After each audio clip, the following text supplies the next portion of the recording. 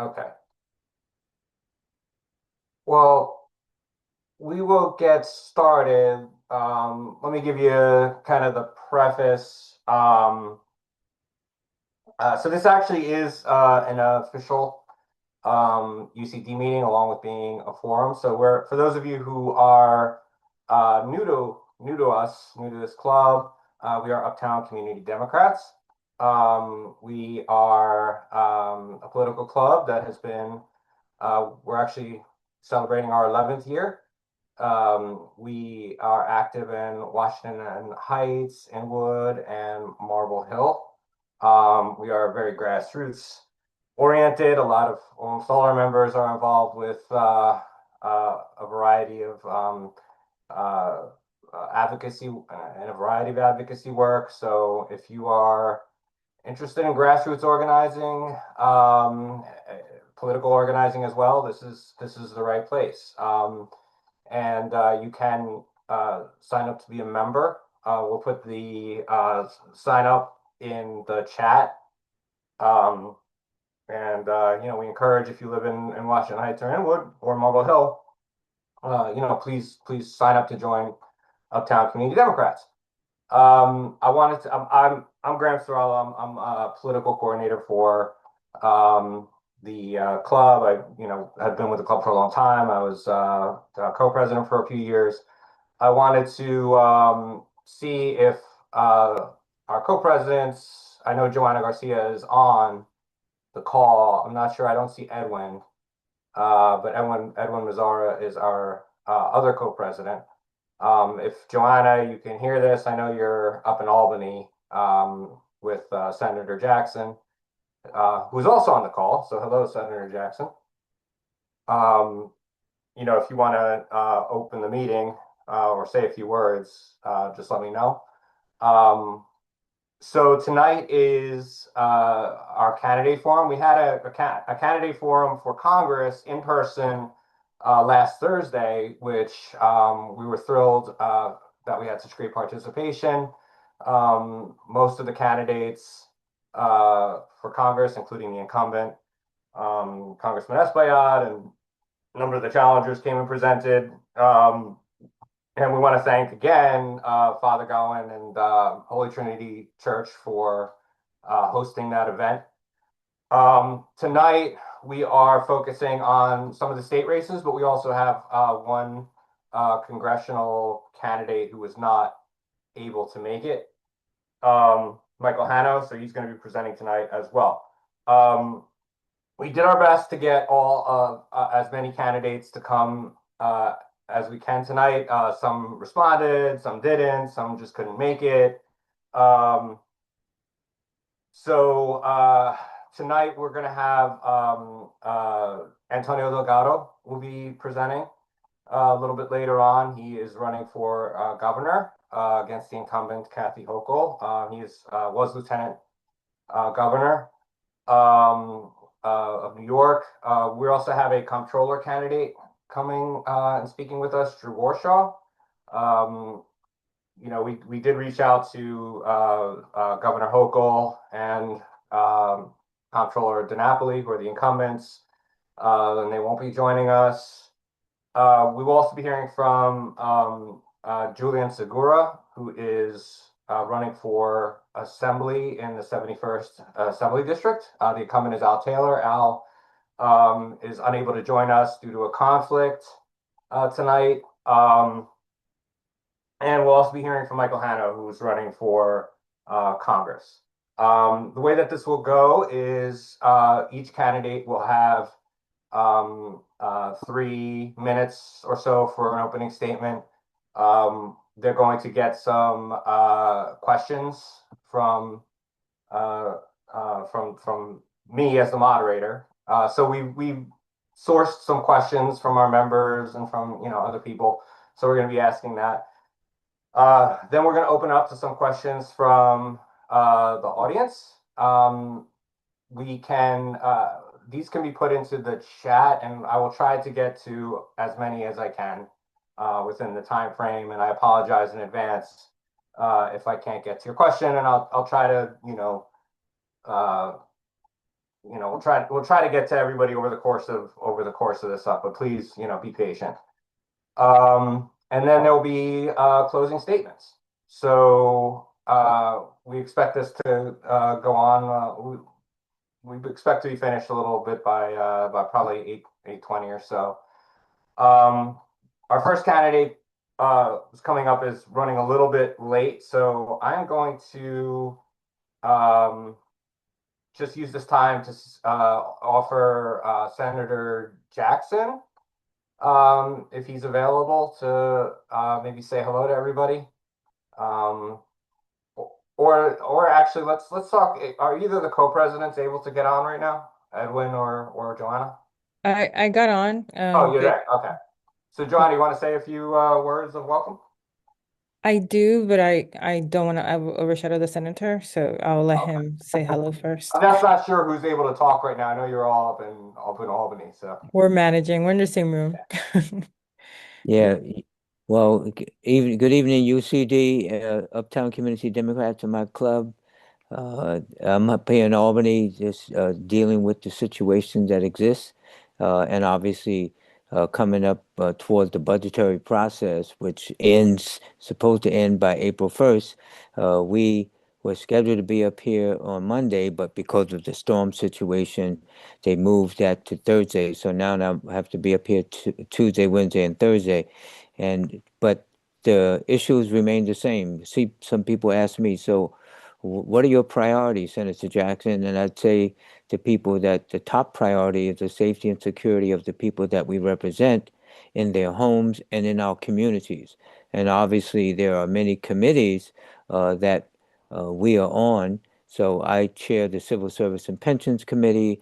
I'm on the Health Committee. I'm on the Labor Committee. I'm on the New York City Education Committee, Statewide Education Committee, and Higher Education. And about 7 committees that I'm on, and dealing with the everyday situation where the people are asking for more information and they can be, how we can be helpful towards them. Uh, I just received a call from one of our nitrous situations where they haven't had heat and hot water for 5 days, and the leader just called me about that, and so I'm going to be calling the person in charge of the development in order to try to get this heat and hot water on. Can you imagine 5 days without heat and hot water? I cannot. So these are some of the issues that impact us every single day, and we have to work together in order to make sure that we try to change that in order to make sure that the people that we represent are taken care of. So with that, I wish you a good evening from Albany, and I wish that I was there in person. great. Thank you, Senator. Now, Joanna, would you like to say anything, or Edwin? Is Edwin on? I saw his name. Okay. Should I just go? I'm just Yeah, go saying ahead. quick hello also from Albany. I won't go through what we call here Hell Week, except the Hell Week extends to like 8 weeks.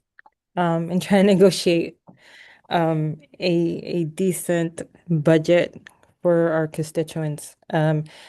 But it's always good to spend time with UCD members and allies. It actually, especially with the backdrop of what occurred this past weekend, it's a reminder that there are people that are willing to be engaged and do the right thing in the name of democracy. And I think that this club is well poised to set the example of what it means to fight against fascism. And we have uh, great coalition members in Inwood Indivisible and others to do that work. So this is the nitty gritty part of that work, and meaning listening to candidates who want to represent us, see how their values align with our values. And it's just, a stone on the road to get in the representation and the kind of democracy that we all deserve. Thank you. Thank you, Joanna. And Edwin, do you want to just say hello, or? You can hear me? Yeah, I'm just walking and trying to catch in. It keeps kicking me out. But good evening, everyone. Thank you so much for joining. Definitely want to echo everything that Joanna just stated. It's very important, especially in this moment in the history of this country that we find ourselves in, to be engaged, especially at the local level. Taking out time from a busy schedule to listen to those who wish and want to represent us is definitely the most important part of tonight. And I thank you so much for being part of this. And I thank Graham for putting it together as well. Thank you, Edwin. Okay, let's see if our first, well, he says he just needs a couple of minutes. So Julien Segura is going to be the first person to be joining us.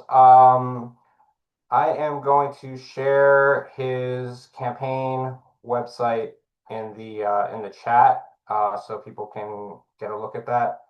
Hang on. All right, so that's in the chat. That's Julien Segura at NYC or .nyc. Julien is running for New York State Assembly in the 71st Assembly District. Currently, Al Taylor is the incumbent. Let me see if Julien's ready. Well, let's give him a minute or so. After Julien, we're going to have Drew Warshaw, the comptroller candidate, join us, followed by Antonio Delgado, and then Michael Hano. So just hang tight. If anybody has any brief announcements, anything going on, I saw some things come in the chat about Jenny Bennett put in that in case folks want to join Hands Off NYC skills training. That's Ice Watch, Know Your Rights, Organize, Mobilize in the neighborhood from Manhattan to Saturday. She included a link to sign up for that, so you could check that out. Ned has something to say. Yeah, I just figured while we have some time, we can sort of formally call the meeting to order so we can follow our bylaws, and then just remind Okay. everybody about the Yeah, community agreements. Thank you, Vice President Ned.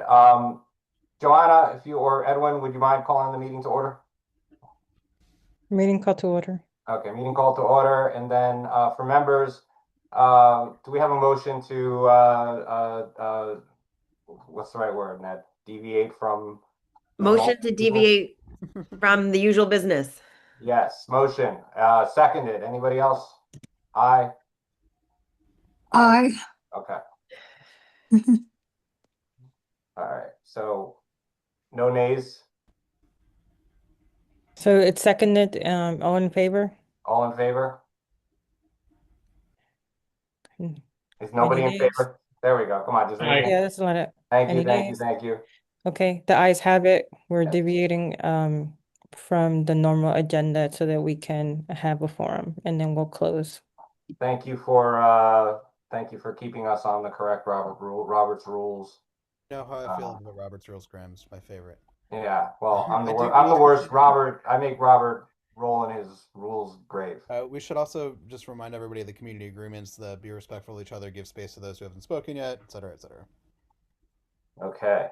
All right. Anybody else doing anything that they want to take up a moment to just make folks aware of? Any? Jenny, I see your hand up. My hand up? No, No, Jenny Bennett. Sorry. It was an robots. aye. Sorry. It was an aye, right? Jenny, are you able to unmute? Jenny Bennett. Yes, I had nothing to say. It was because I gestured and the robots put my hand up. Sorry. I should know not just to like throw out random Jennies. I'm married to a Jenny, so you know. We're everywhere. For every Julien, are you ready almost, or what's going on? Graham, I do want to share that in addition to what Jenny Bennett shared, we're going to send that out to our membership. And there's also additional training that has been going on for a bit in terms of educating and talking to our business owners. A lot of Ayala has spoken about that, so that's a training that we should definitely lift up and see how we can have that in-house.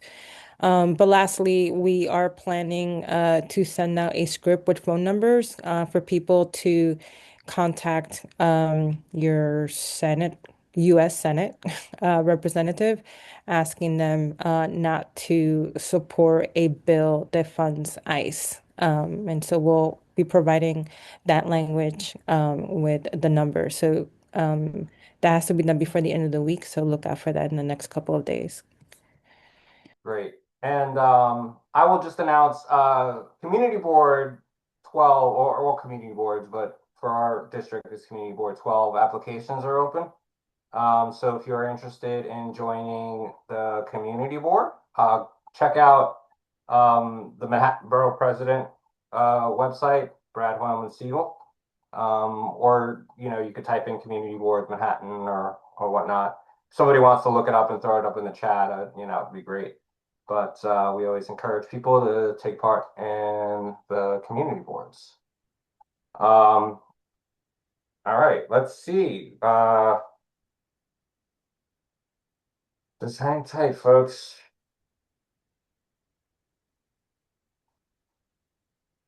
One moment. Oh, Julien, you're here. Okay. So Julien had an emergency come up. He had to go to New Jersey. So he might be in a tunnel. There he is. Oh, I'm in McDonald's on 42nd Street, the happiest place on earth. You make do. All right, Julien. So you're gonna have I did make 3 do. minutes Yeah. opening presentation. Take it away. Well, I guess I'll start with a bit of an opening statement. The vast majority of you know who I am. You either met me the first time I ran in 24 or prior to that when I joined the club, or you met me afterwards. But either way, as the majority of you that I run into know, I'm a guy who continues to show up, right? I've been an organizer since I was 13 in some form, and I'm continuing to organize. From Sugar Hill in Harlem, the southern end of the district, and I am very, very committed to ensuring that this district has proper representation. Just like 2 years ago, I'm running against Al Taylor. And just like 2 years ago, Al Taylor has passed nothing of substance. And it's very unfortunate when you're in an HDFC housing situation like myself in a low income cooperative, knowing that your representative is carrying a bill that would, help out in theory, your type of housing. And yet, knowing that despite their poll in Albany, these bills are not passing, right?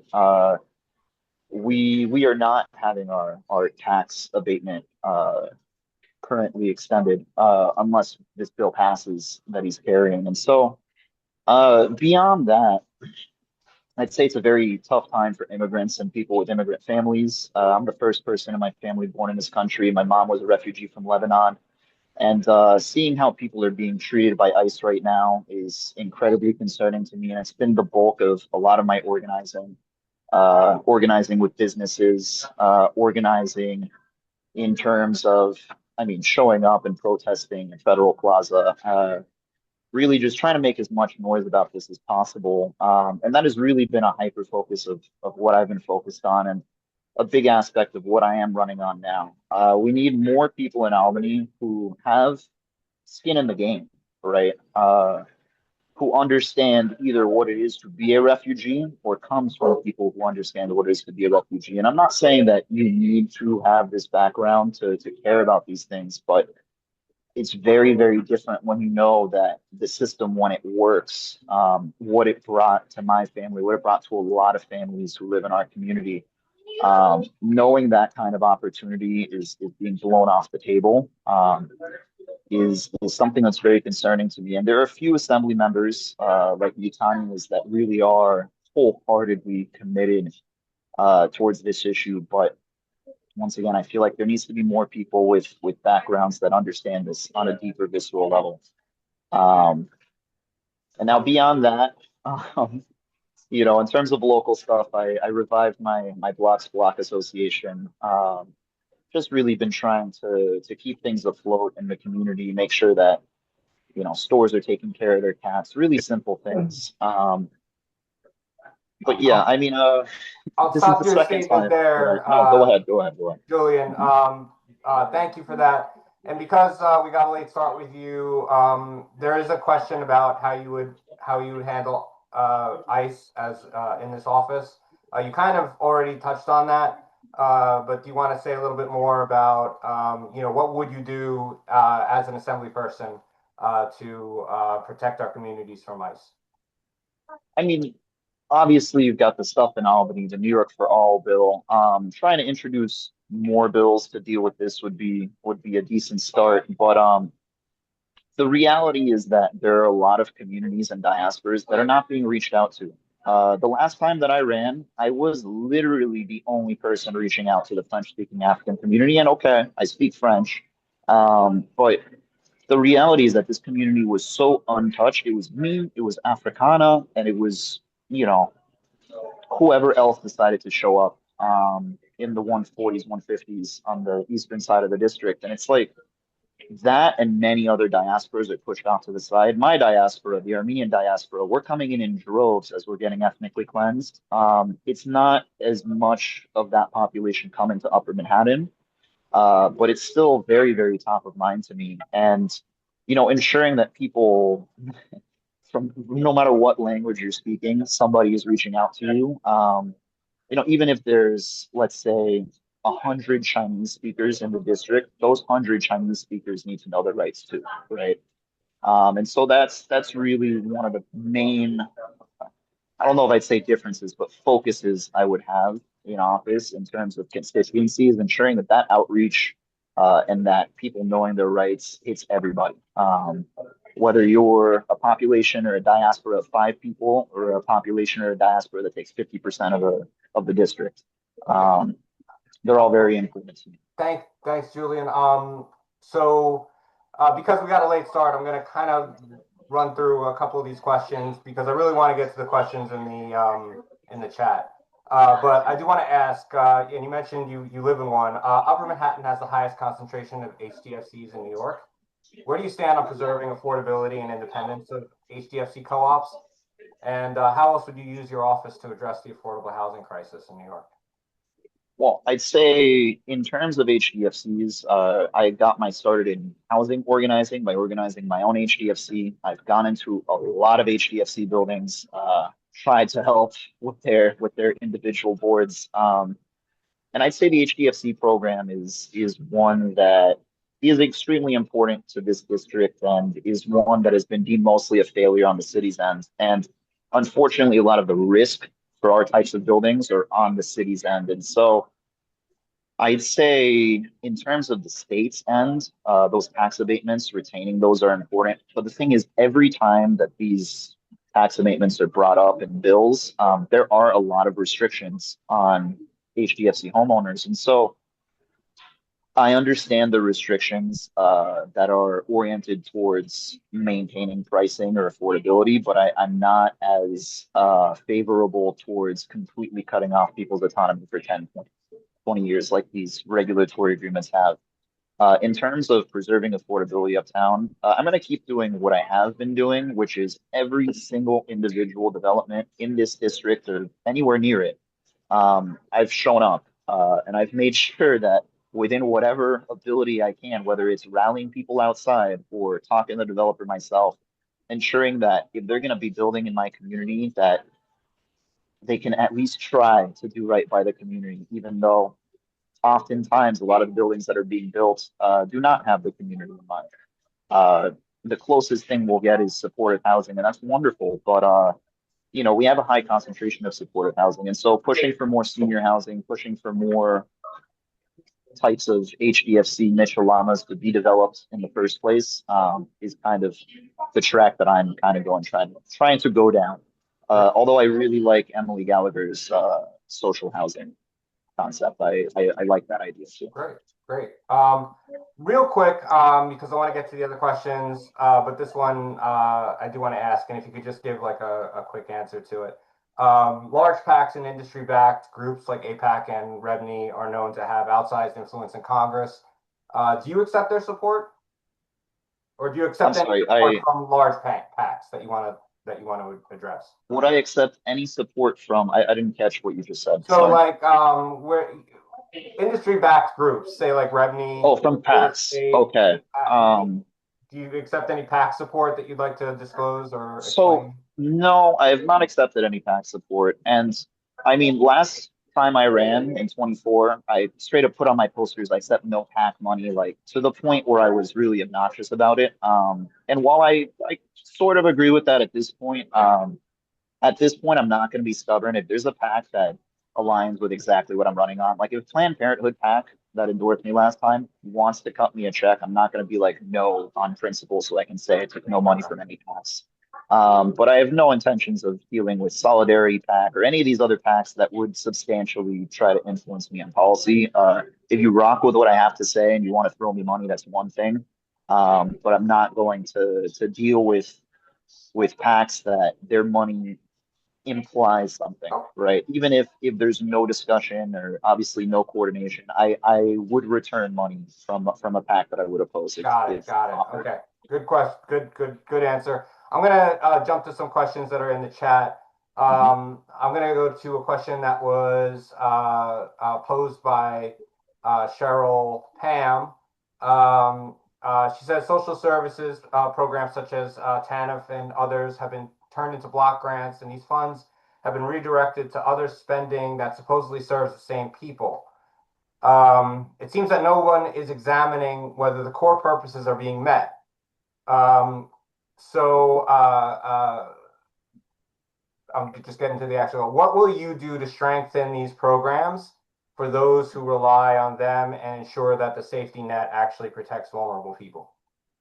I mean, if we're dealing with federal programs, I'm not necessarily going to be dealing with federal programs if elected. In terms of the state's funding to try to have their own versions of safety nets, that's also nice. Let me read this question a little. Duh, duh, duh, duh, duh, duh.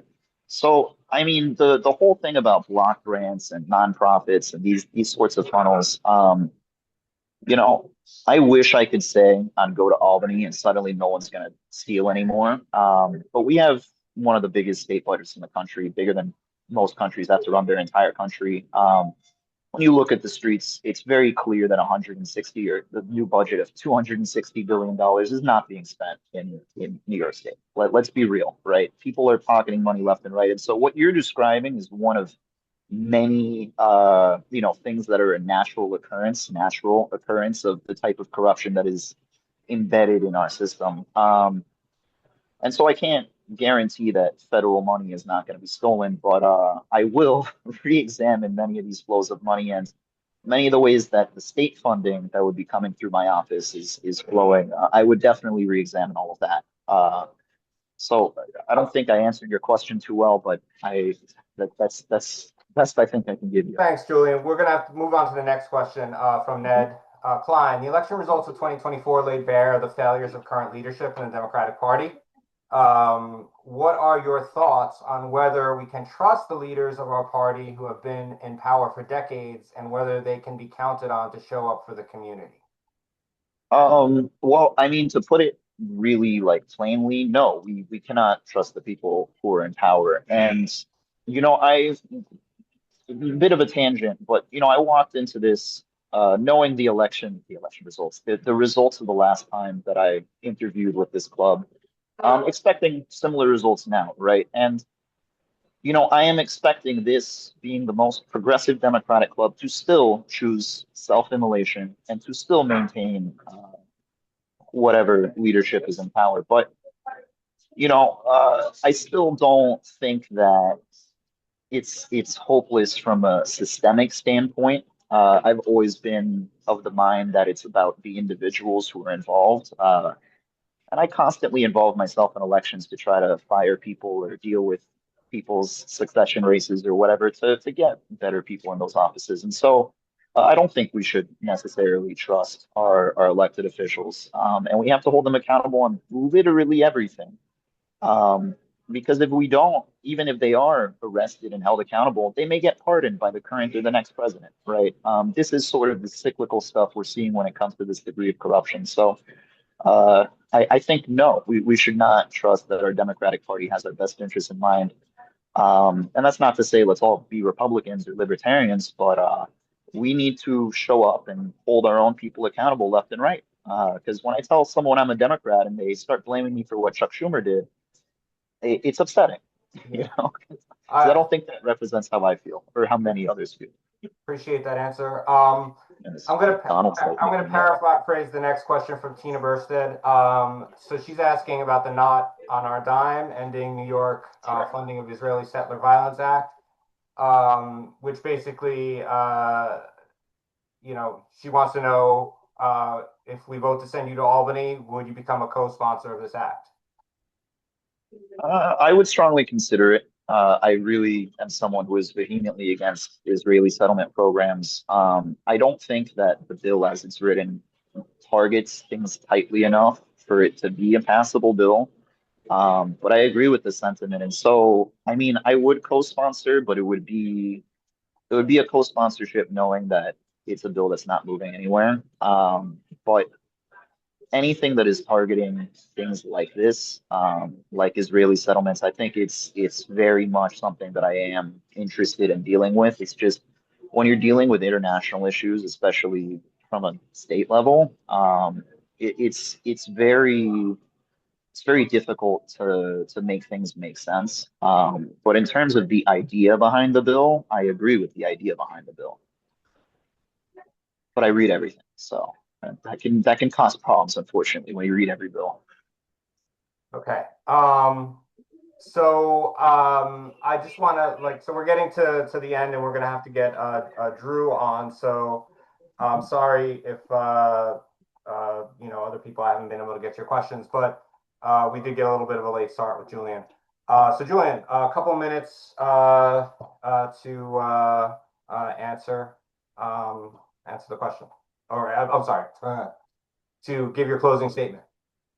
Okay, well, I'll give more of a concise statement than the opening one. At the end of the day, we're in neighborhoods that are deteriorating rapidly, and gentrification has been continuing through the roof, and it's not going to stop anytime soon.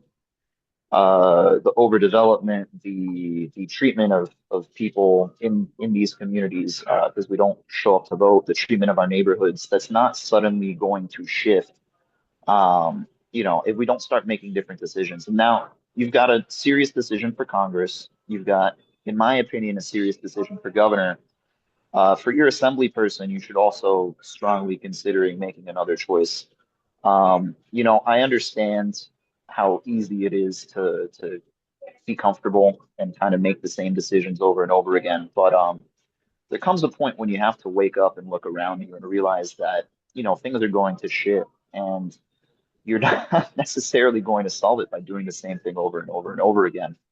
And that's really the question posed to the club tonight is whether to stay the course or make another decision. And now I understand there's agreements between clubs and all these other historical things that I did not necessarily understand walking into here the first time. And so I fully expect you guys not to vote for me. But that being said, I want you to strongly consider that this is the one club that is not as establishment as the rest, right? And you don't necessarily have to fall in line with the other folks who are making a lot of money off of us all falling in line and allowing them to continue to get reelected and make money. Charlie Rangel was robbing the Apollo like a personal bank for many years and went bankrupt 10 times over. He took that to the grave. There's a lot worse that's going on today with people who are alive. And I'm not really here to call people out. I'm just saying that, my race is a small little part of the fight that's going to happen in Upper Manhattan right now between the machine politicians and the socialists. And for me, I'm running as a democratic socialist without DSA affiliation. Because that's closer to what I want to accomplish. I want us to see the New York Health Act actually pass. I want to see us actually protect our immigrant neighbors and not just have a couple rallies in Albany and let ICE walk all over us and into our businesses. Thanks. Um, Thanks, Julian. and Just to wrap up. you Any know, last words? to put to put everything into one tight little bow, I just I want us to take this moment and have hope instead of just kind of conceding to it doesn't matter. Uh, I appreciate you all. Thank you all for your time, and Thank, hope you have a thank, wonderful night, folks. thank you, Julian. And I just want to point out Cheryl's question that she asked earlier. If you want to take a look in the chat, I kind of condensed it. There's a little bit more context if you want to answer her question in the chat, or if you want to reach out to her privately, please feel free to do that. I see replies. So the next, okay, so I'm going to mute you, Julian. You're welcome to stay on. It's all right. Thank you.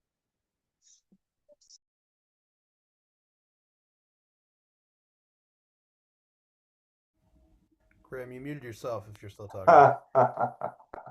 So I'm doing like 18 things at one time. So it's like all over. I'm like an octopus.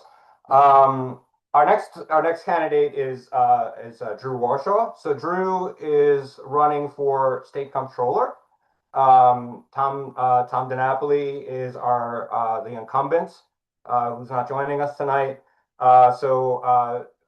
Drew, if you're on, you can unmute and give us your opening statement, and maybe it would help also for folks.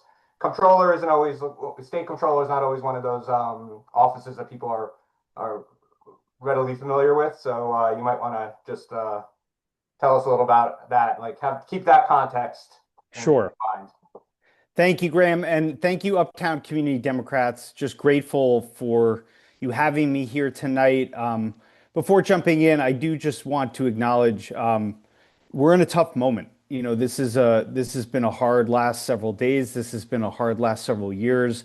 I was in Union Square on Friday protesting ICE with what was an incredibly inspiring crowd, only to be back in Union Square less than 15 hours later after an American was shot and killed. So just a very, very tough moment. But as a father of two young boys, I have hope. And I have hope because for the first time in 19 years, and Graham mentioned, we currently have a sitting incumbent for state comptroller, and I'll try and explain what the state comptroller does in a second. But for the first time in 19 years, New York Democrats have a choice. There has never been a challenger to the current incumbent since 2007. And we finally have a choice between someone who has been in government his entire life and someone who is not part of that establishment, someone who will invest in housing, someone who believes that that is a talking point and has invested an enormous amount of money in private equity companies and hedge funds. And I have a very different vision for this office. But first, I just want to tell you very quickly about me. I grew up in Manhattan on East 96th Street. I have experience in government. I have experience in the private sector and experience in the nonprofit sector. I am not a perennial runner for office. This is the first time I've ever run for office because I believe the cavalry is us. I believe that we are in a moment that demands us to step in to positions of power and to get those levers of power and to pull them for people without them. In government, I was blessed to help rebuild the World Trade Center after 9/11. I was chief of staff there in 2008 when the World Trade Center was still a 16-acre hole in the ground. And for the next 4 years, we were able to turn that project around and take what was peak government dysfunction and actually get that extraordinary development out of the ground.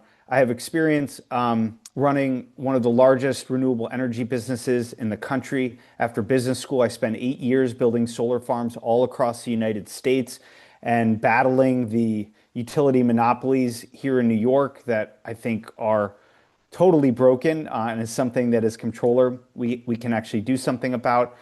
And then after 8 years in the renewable energy sector, I was blessed to become the chief operating officer and later the co-CEO of the largest affordable housing nonprofit in the United States, Enterprise Community Partners, that has built and preserved 1 million homes that Americans can afford. And it was there when I realized that we were losing. And every year I was at one of the most extraordinary platforms doing truly God's work, the housing crisis was getting Well, worse and worse let and me let me worse. stop you because we're going to have a question on the housing crisis. Okay. If we can just wrap up, is it okay to wrap up your opening statement? Sure. So the comptroller does three things. Invests the third largest public pension fund in the United States. One person invests $300 billion. And for the last 18 years, he's given that money to hundreds of Wall Street bankers who've underperformed the market by 39%. He's paid them $11 billion in fees. I would get rid of all the bankers, the Wall Street middlemen. I would put that money in diversified low cost index fund. The second thing that the state comptroller does, he's the chief auditor of anything that touches a state tax dollar, which is everything.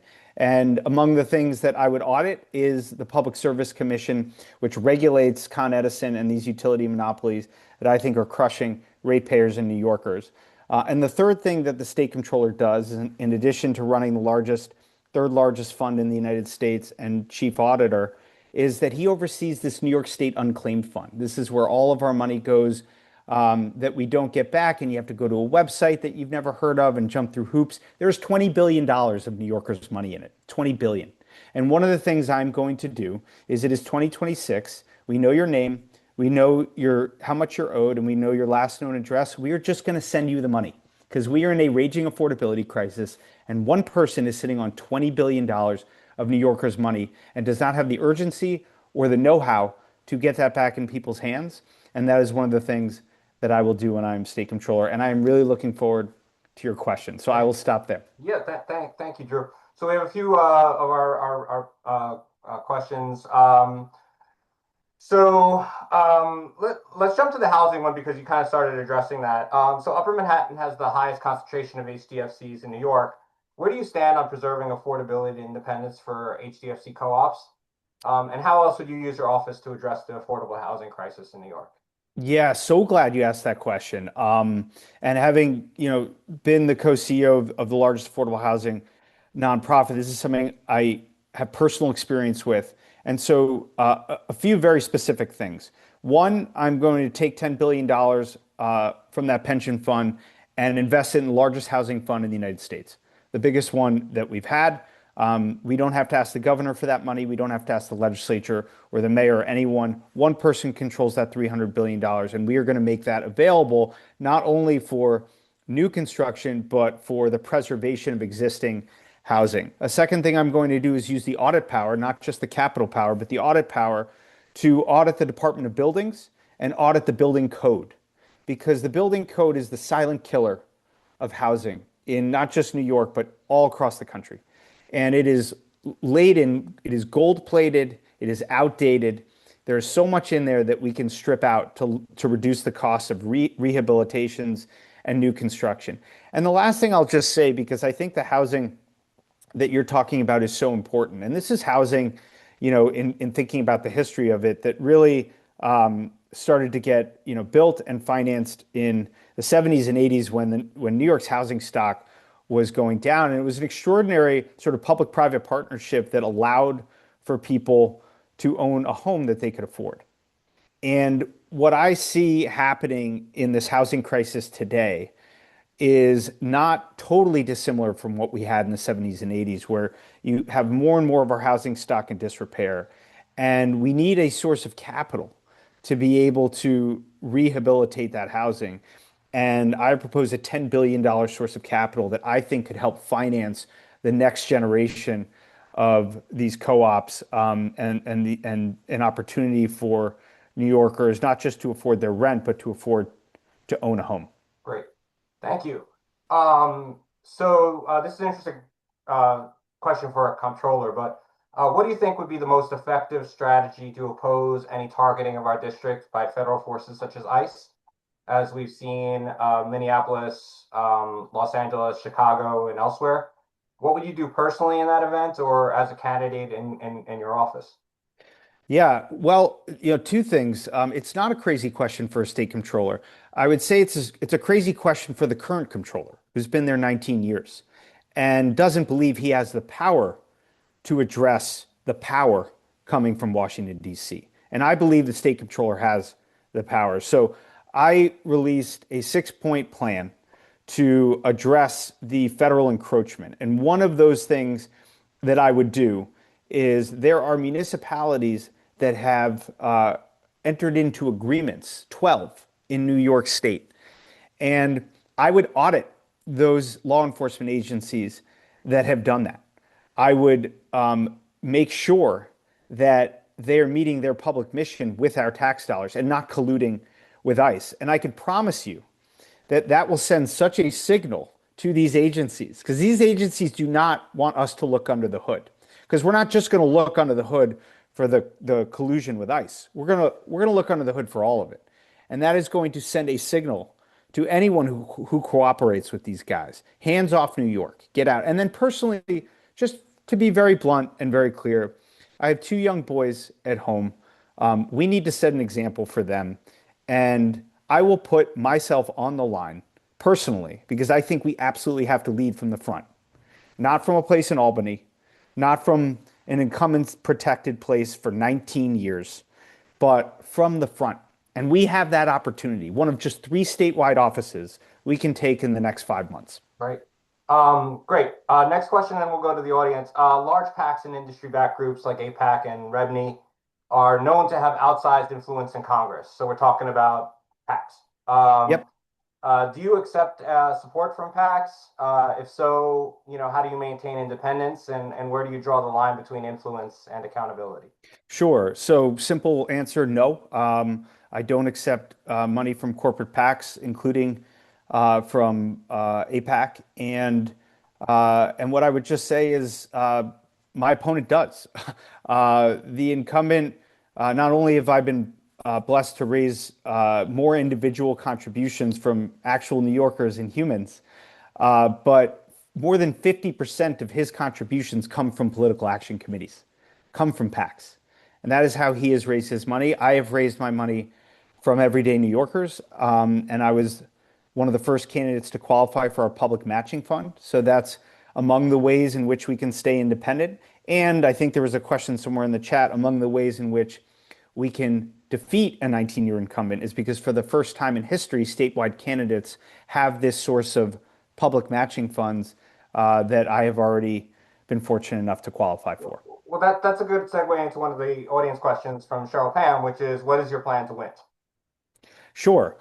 First, I'm going to get your support. I need that support. I really hope we can do this together. We need to send a signal that we are in a moment of urgency that requires a level of imagination and focus and change that we cannot have by definition from someone who's been there over the last 19 years and has invested billions of dollars with a bunch of Wall Street bankers for them to not do their job, who refuses to address our housing crisis with all this money that he is sitting on, that issues audits on a Friday afternoon so they can be buried so that he doesn't make any waves. So the first signal that we have to send is that we can do this. And by we, I mean all of us. The cavalry is not me. I said at the beginning, the cavalry is us. And I truly believe that. Second, we have kept pace with his fundraising machine despite his PAC, the PAC money that he gets. We are right there with him. We are not getting outraised in this race, and we will not going forward.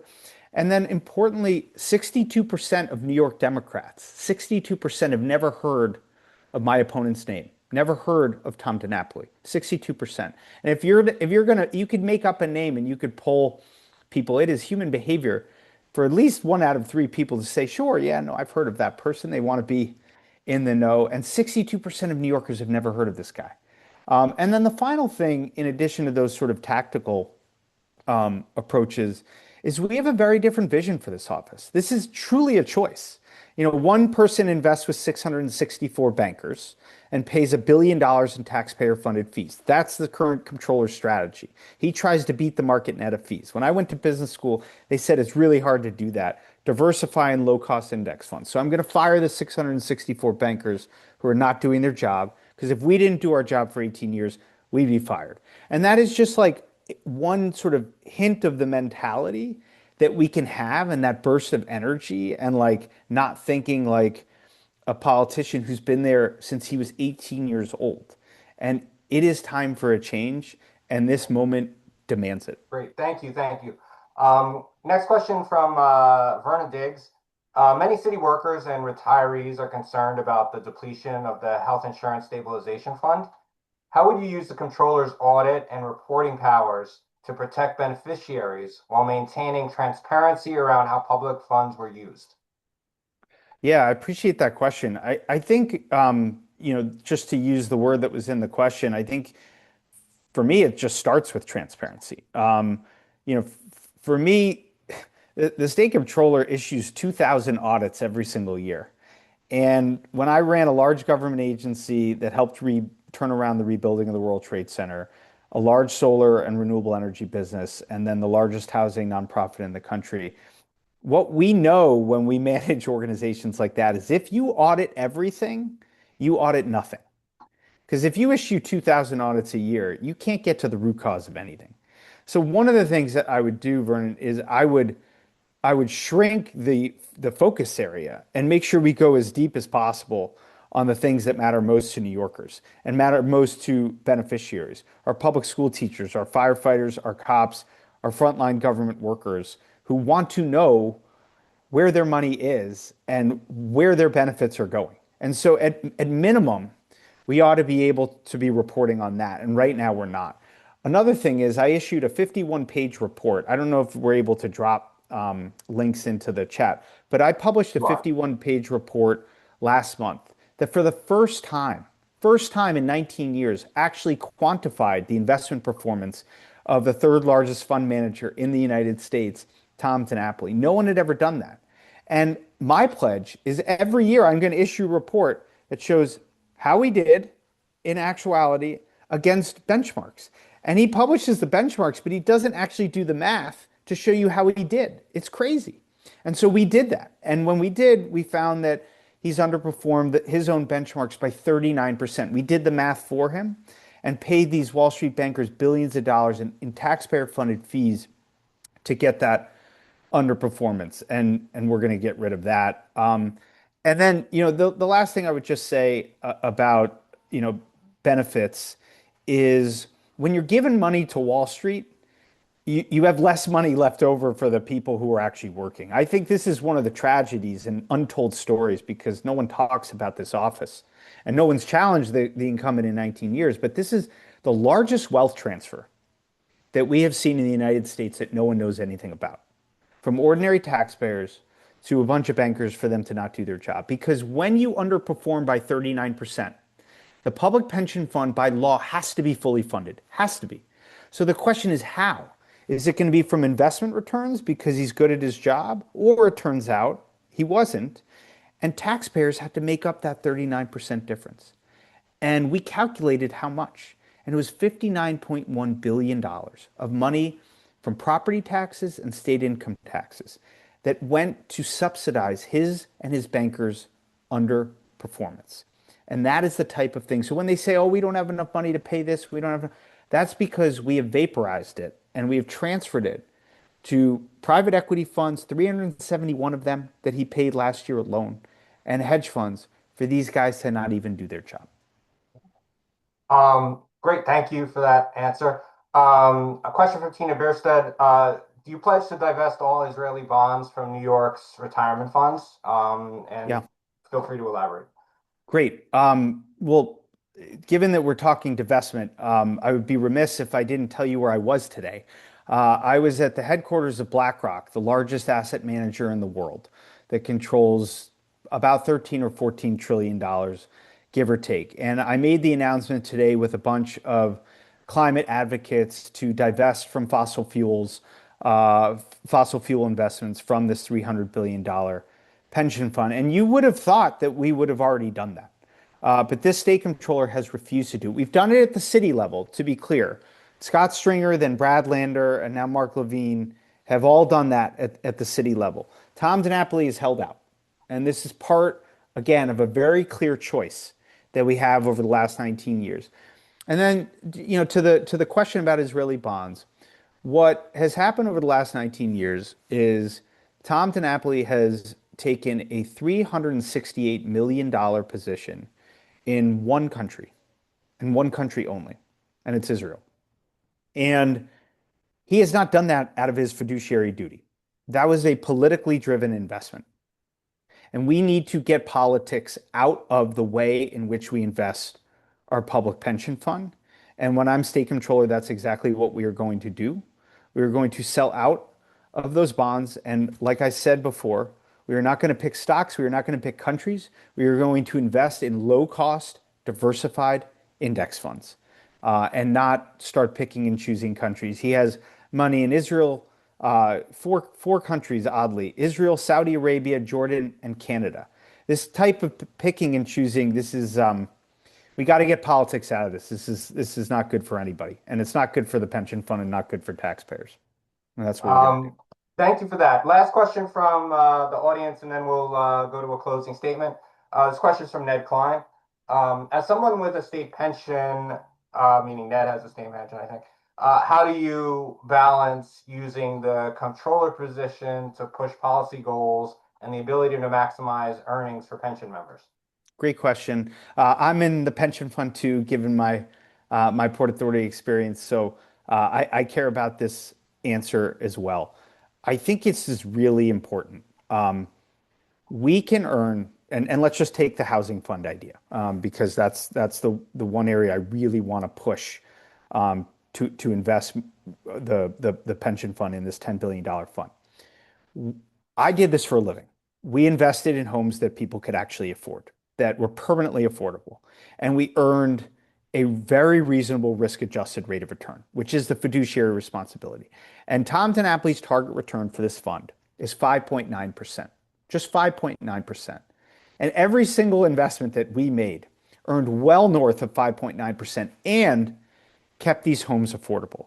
So I reject the idea that we just have to focus on hedge funds and private equity funds. I think we can actually address the greatest crisis that we face is that New Yorkers can no longer afford to live in New York, and the single biggest problem is housing.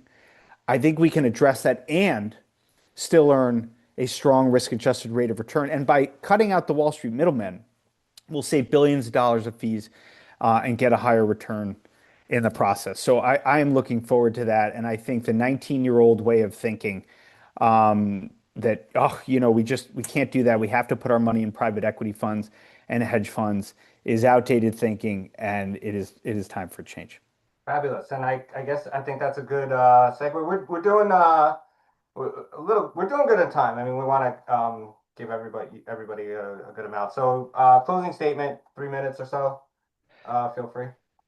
Look, you know, this is a heavy thing. I never thought I would run for office. I have two young boys, and Charlotte, my wife, has a full-time job. And I just got to the point where we have to do more.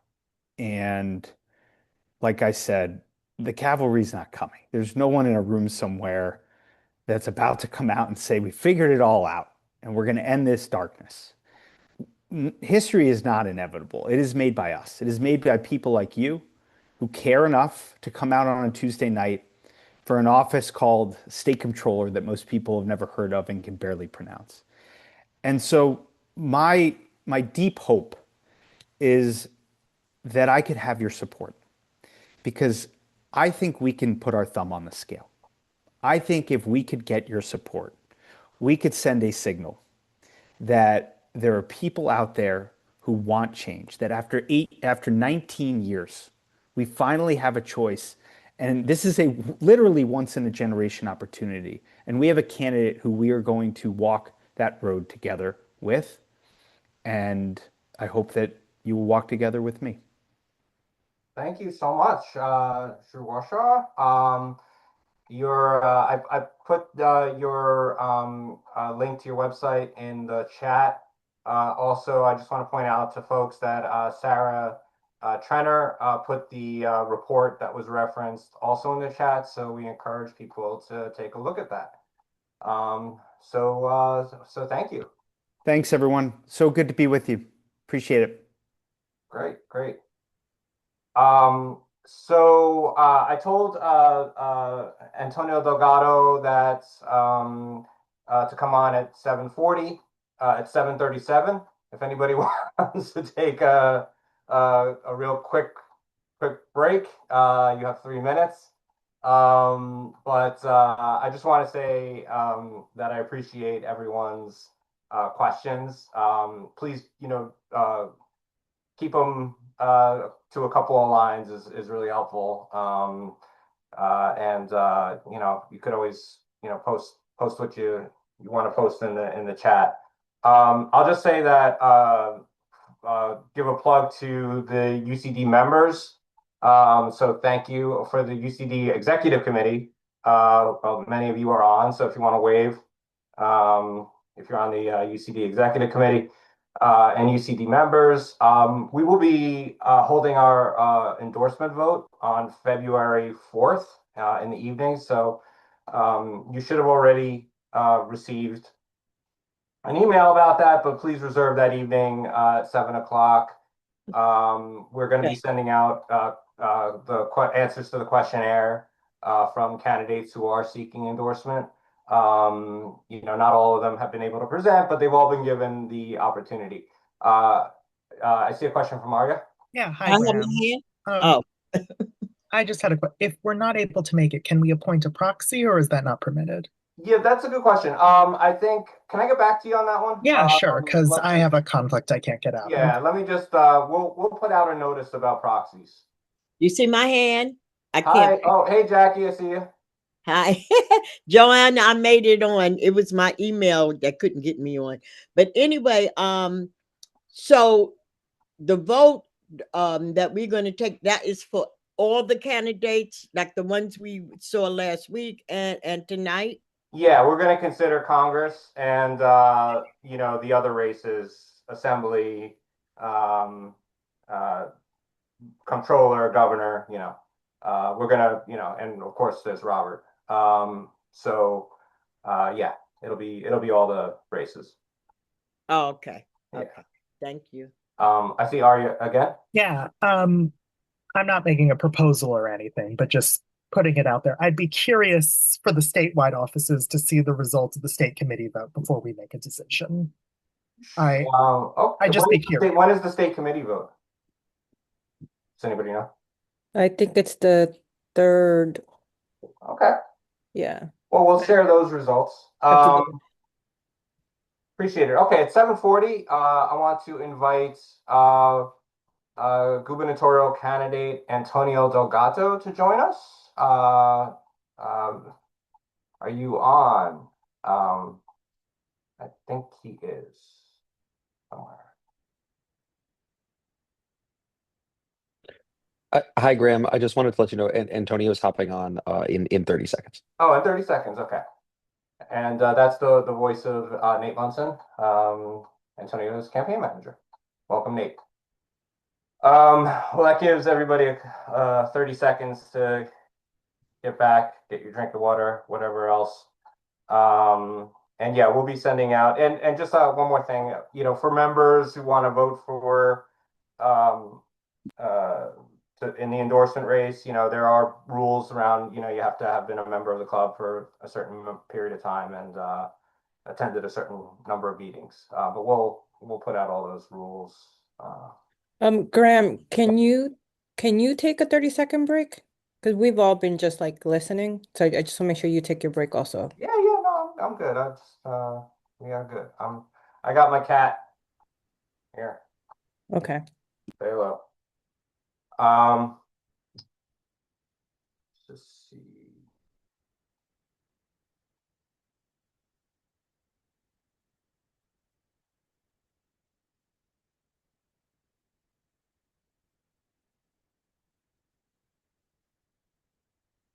Just let me know when you're on.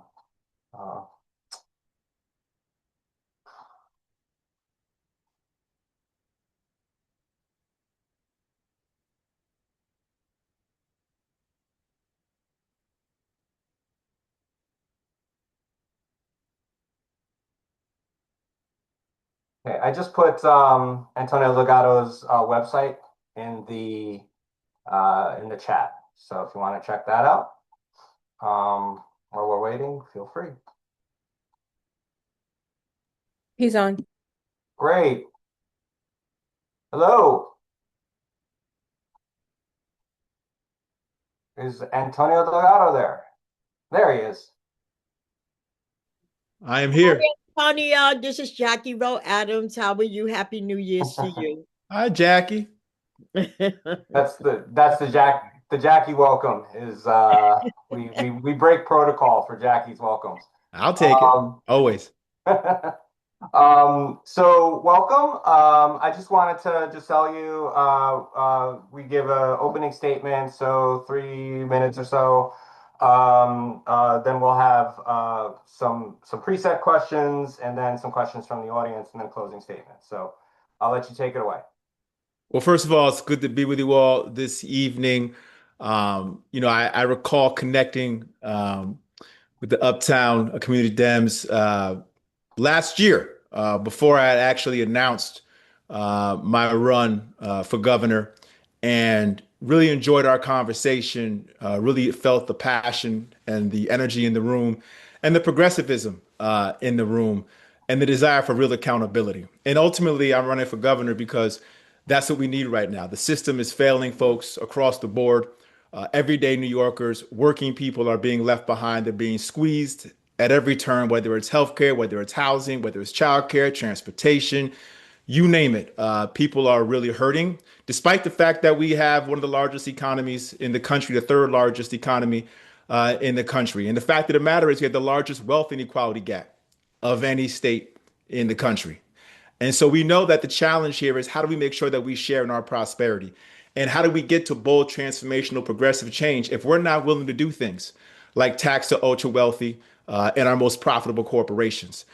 When the governor says things like the economy is booming again, the question has to be asked, who is it booming for? For Wall Street? Maybe so, but not for the everyday New Yorker who is hurting. So we need to tax the ultra wealthy big corporations. We need robust investment in housing, a full scale approach that isn't about giving tax credits to developers, but actually getting private equity out of housing, making sure that we protect our tenants and invest in affordable community-based housing, and making sure that ultimately we have rent stabilization through the REST Act all across the state. When it comes to healthcare, we got to get past the profit motive and get behind New York Health Act and make sure that we have no premiums, no deductibles, no co-pays, but actually have dental, vision, long-term care, and have net savings for New Yorkers. We see the assault coming out of Washington. New York needs to step up. If we're going to have childcare, let's make it statewide and universal and not just nibble around the edges. And what does that mean? That means actually paying our childcare workers a living wage. 1 out of 10 live in poverty. It's not enough. And what the governor has put forth is not enough. And a minimum wage is not enough. A living wage is required right now. Folks need to make $27.50 all across this state if you're single without kids, just to afford basic necessities. I support a $30 minimum wage by 2030. Our immigrant community, we got to pass and support New York for all. Ban local cooperation with ICE. Ban mass on ICE agents, none of which the governor is willing to do. And we need a governor who can enforce our progressive, bold climate legislation, not get in the way of it. That means public renewable investment. That means making sure that we hold polluters accountable. That means doing the work to not fast track frack gas pipelines in Trump's bidding. These are all a handful of bold, progressive things that I stand on. I've always put people at the center of my work. I do not take corporate PAC money. I'm very proud to say I'm one of the first, if not the first statewide candidate ever to qualify for the public matching program. This is a grassroots, people power, progressive campaign that is rooted in real change for the people. I've always done this work, whether I was in Congress, in an upstate, white rural district, whether I'm lieutenant governor, or now as I seek to become your next governor. The work is always about the people, not profit, not power, but the people. Thank you. Thank you for that opening statement. First question is, what do you think would be the most effective strategy to oppose any targeting of our district by federal forces such as ICE, as we've seen in Minneapolis, Los Angeles, Chicago, and elsewhere? What would you do personally in that event, as a candidate or in office? Well, first of all, we need to make sure the legal landscape is as airtight as it possibly can be. And the way to make sure that the legal landscape is airtight is to pass New York for All. New York for All would basically create a sanctuary state. and ban local cooperation, local law enforcement cooperation with ICE. We have what are called 287G agreements in certain parts of the state where you have deputized local law enforcement. But even beyond just banning those agreements, if you ban local cooperation, you chill the level of engagement altogether.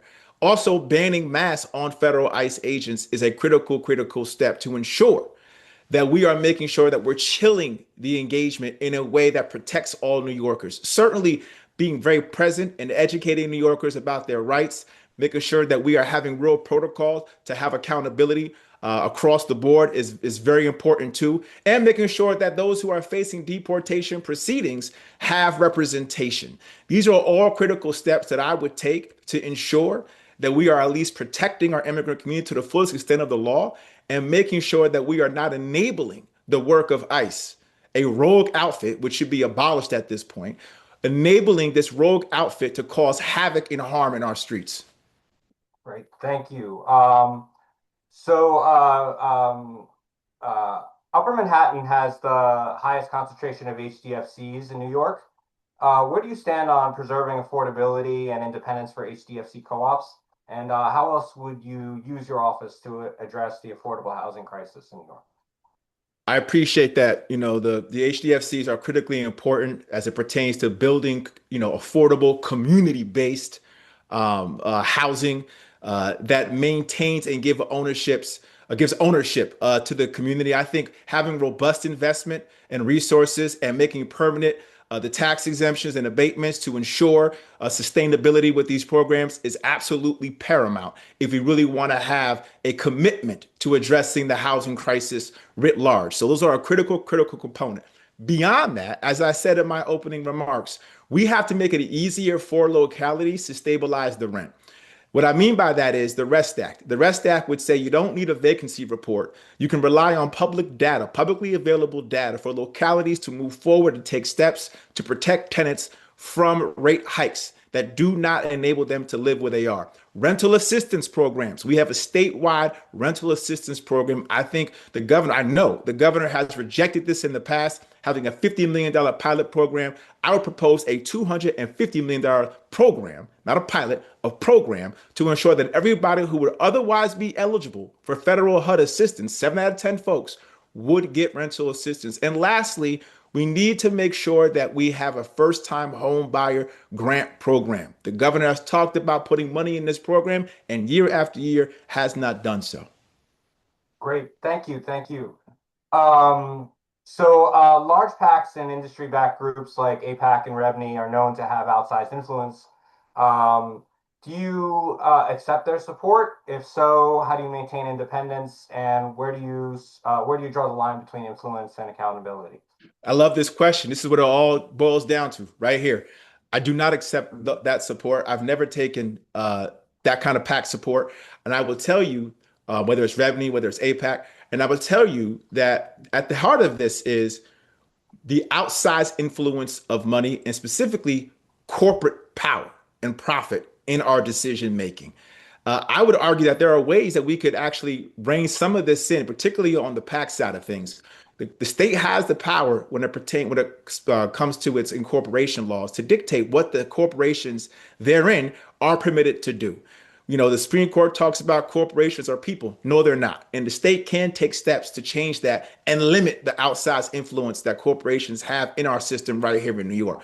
But beyond that, I think having a people-powered campaign like I'm seeking to do, where you have a candidate who does not take corporate PAC money, who is actually a publicly financed campaign that draws from the support of the people, ensures that when that individual gets inside of power, they are not beholden to anybody. They don't owe anybody any favors. I've seen how this works firsthand. I've had a front row seat to how the real estate agency works, how the insurance companies work, how the hospital conglomerates work, how Uber works, how it all works, how private equity works behind the scenes to dictate the outcomes of our officials, particularly the governor. And the only way to change that is if you put somebody in that seat who doesn't owe those actors anything. And I don't owe them anything. Well, let's talk about the governor for a second. So you've been Governor Hochul's lieutenant governor for the past 4 years. And if your argument is that the governor has not done well over the last 4 years, to what extent do you share responsibility in that? I came into this position as a two-term member of Congress. I had just won my reelection by 12 points, outperformed Biden by 10. Had won in counties Trump had won at the same time in 2020. 18 bills signed into law, 10 signed by Trump, 8 signed by Biden, the first person of color to represent upstate New York in Congress. The governor came to me when she was in a bind, having lost her lieutenant governor 6 weeks before the primary election when the LG and the governor run separate. I had to step into that race in 6 weeks, run a statewide race with my own resources and win. I shared to say this. When we had our conversations about the kind of partnership that we could be to do things different, I was assured that we can get things done. In the end, I realized after a good while of trying to figure it out behind the scenes in a way that respected the fact that we were trying to collaborate and build together, that she doesn't have a vision, that there's not a vision that actually guides us, that allows for a partnership to even come together. And it's not even about me. It's about where's the partnership when it comes to the people? Where's the partnership with the tenants or the folks who are going bankrupt on healthcare if you're partnering with the insurance company? Where's the partnership with the folks who need a better living wage if you're partnering with Wall Street and with finance? And as I began to appreciate this over time and tried to work through in a thoughtful and candid way with the governor behind the scenes, it became very clear to me, especially with the reemergence of Trump, that we have a responsibility right now for a different mode of accountability and leadership. I began to do that, by the way, during the election, when I said, unlike the governor, that the party cannot protect itself and that Biden should step down and make sure we put our best foot forward. I did it again when I said, when the governor would not do it, that Mayor Adams should resign. So over the last several months, before I even announced my run for governor, I had begun to take steps to make it clear that I am an independent actor, despite the best efforts that I had made at first to try to figure out how we can govern and do it differently, as we talked about in our initial conversations.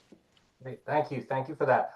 So some questions from the audience. So Arya Kalb is asking, you have, hold on. No, sorry, that was just what I asked. Let me go to somebody else who hasn't. Okay, Jarrell Peaker.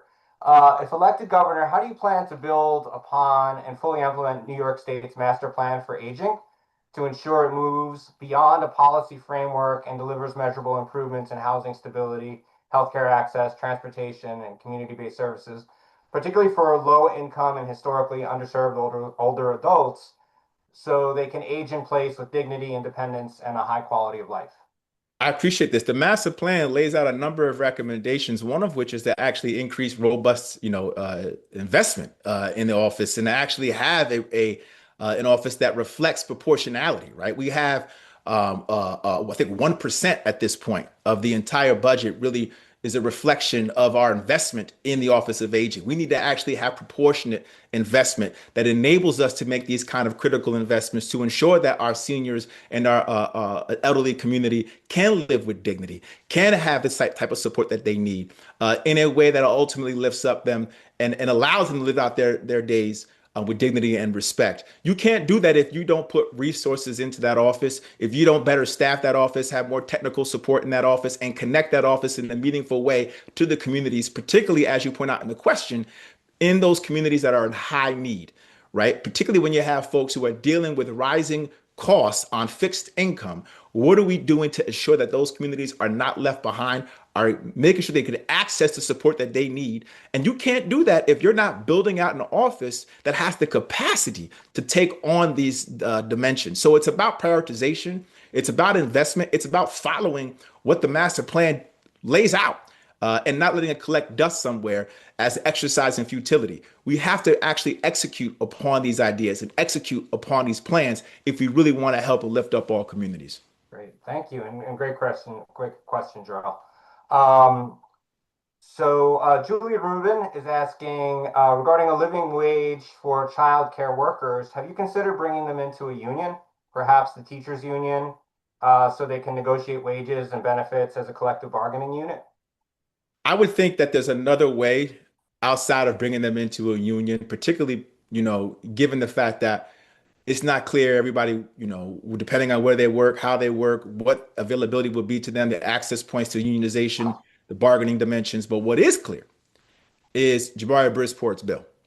Jabari Brisport's bill would create a compensation fund across the board to ensure that every single individual who's a child care worker would receive a living wage. That way, you don't need to be a part of a union. I love unions, don't get me wrong. I support unions, I support collective bargaining. But in terms of how we can immediately meet this need, there is a legislation right now that Jabari Brisport has put forward. And the fact that the governor has put forward a quote unquote universal statewide child care plan without explaining how we are going to pay child care workers, 1 in 10 who are living in poverty, a living wage, I think completely undermines the credibility of her intent. And it feels more like a moment of political survival than it does a commitment for a long-standing, bold, transformational program. Another data point that makes that clear is how do you roll something like that out without a revenue source? Not a single revenue source. She just happened to find money that apparently was always available. Great. I want to ask, and I can only get in a couple more questions. I'm going to go with some people who haven't asked anything. So, Josh Karen, what increases in taxes? Josh Karen is asking us, what increases in taxes for the wealthy and corporations would you propose? And how do we prevent corporations and the rich from leaving New York State in response? So let me address the second question first. They're not going anywhere. That's a myth. It's not true. The vast majority of folks that are leaving the state make between $30,000 and $60,000 a year.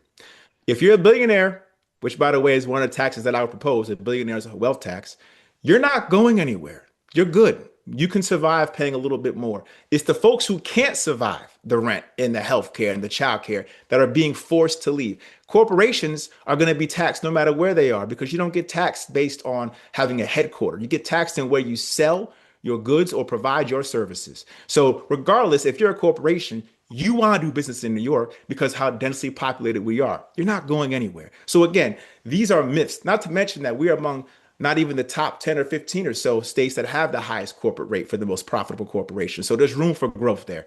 In terms of the actual increase, the Ione folks have a great series of proposals, whether it's a capital gains, whether it's the top marginal rate, bumping it up, whether it's the top corporate rate, we could bump that up. I also support the stock transfer tax, which was repealed in 1981 by Ronald Reagan, which by the way, was a real loss for New York. We could raise up to $16 to $20 billion annually if we reinstate the stock transfer tax, which is a small tax. We're talking half a penny on every dollar, $5 for every trade over $20 or $100.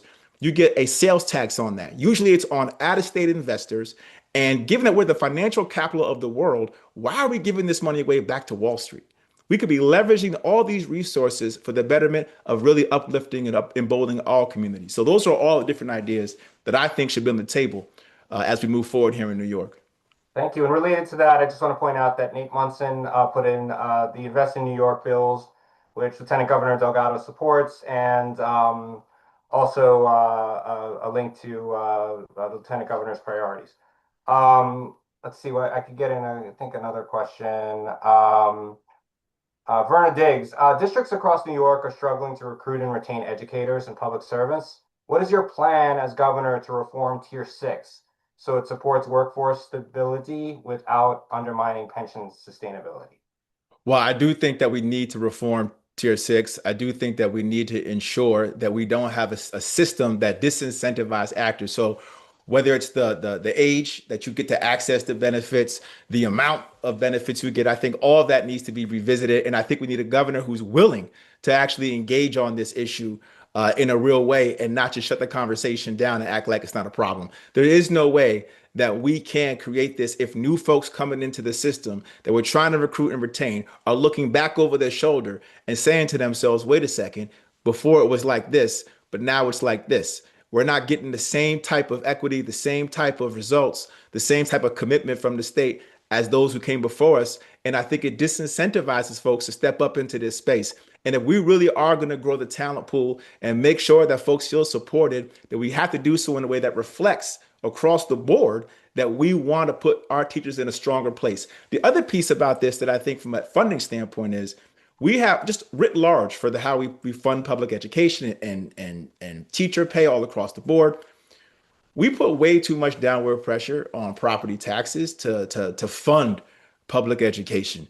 And when you think about the way in which the federal government has basically relinquished, its support for public school education, states have to figure out the role we need to play to really double down our own investment and not create inequities in the system, which is what happens when you overly rely on the property tax system, because not every property is valued the same, and not every tax base in every community is the same. And so you end up getting these really stark inequities across the system that actually perpetuate inequality rather than closing the gap, which is what education is meant to do. Great. I'm trying to get to everybody's questions here. So let me ask, as governor, this is from Cheryl Pam, how will you support the creation of a balanced media statewide and fight against the oligarchic, monopolistic, rightward tilt of media, print, radio, virtual, etc.? Well, that's a great question. And a lot of that, by the way, boils down to what the federal government has the ability to do. From the state's perspective, I would say that there's a way we could take on monopolies by reforming our anti-competition laws. Part of the problem with our anti-competition laws today is they are based on, they don't include single firm conduct or misconduct. What I mean by that is they only really apply to when multiple entities collaborate or collude, to fix the market or to fix the pricing. But we got now vertical integration happening to such a degree that these monopolies control every aspect, and they can within themselves as a single entity dictate the terms and frustrate the marketplace that fundamentally disadvantages consumers. And so I think we need a 21st century update to our anti-competition legislation. Our anti-monopoly laws. Right now, we are literally outdated and outpacing because we don't talk about single firm conduct. It only applies to multi-firm conduct, which obviously we need a lot more focus on the single firm conduct because we're allowing it to happen. I would also argue maybe we should stop propping these companies up, with big tax credits and subsidies. They don't need any of our support. So we should at the very least stop propping these entities up when they don't need any help from us and make them pay what they ought to pay to their workers. Thank you. And this is a great question from Heidi David. As a self-employed person, I am being crushed under the weight of my health insurance costs.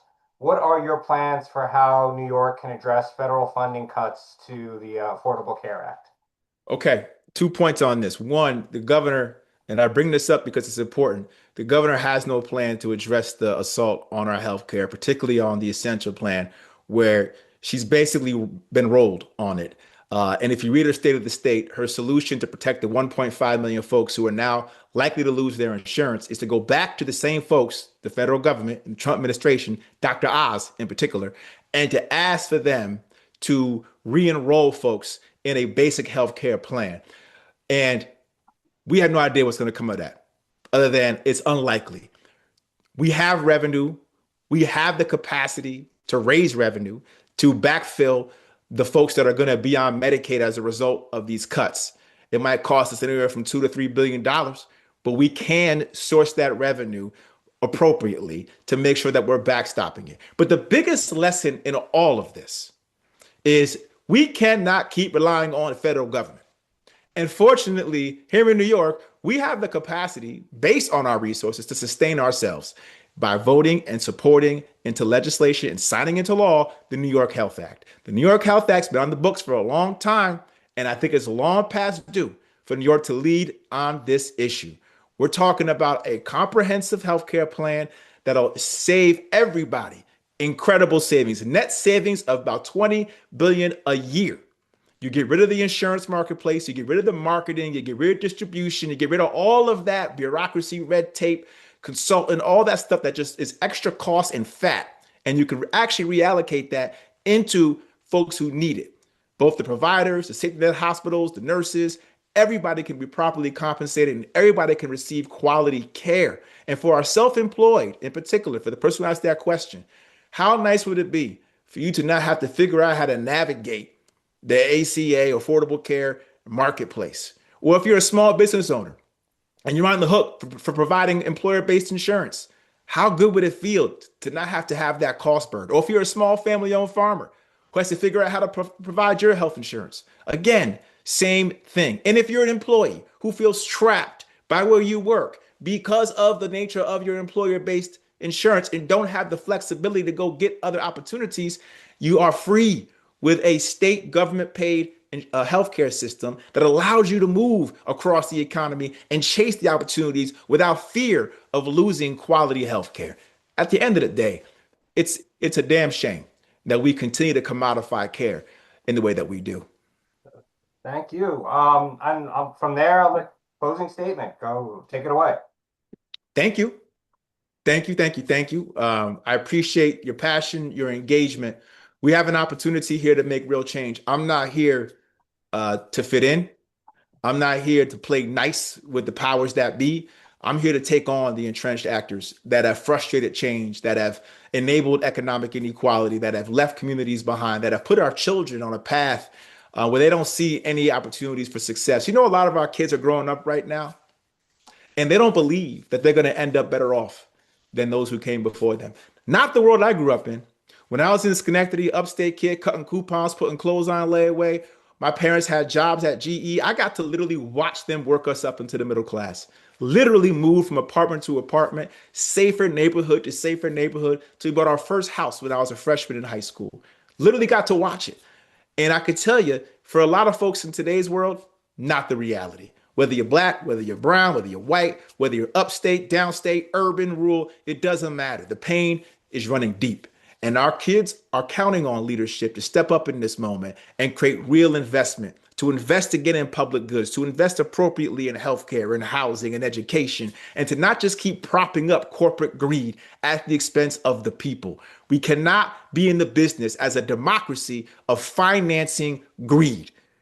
We should be in the business of promoting the general welfare, of promoting public goods, of restoring, as a result of that, people's belief in democracy. This is the moment in New York for that. Make no mistake about it. The people want it. They're demanding it. We see it. We saw it in this recent mayor's election, but we're seeing it all across the state. It is time to do what they want to keep calling the impossible, because it's not impossible.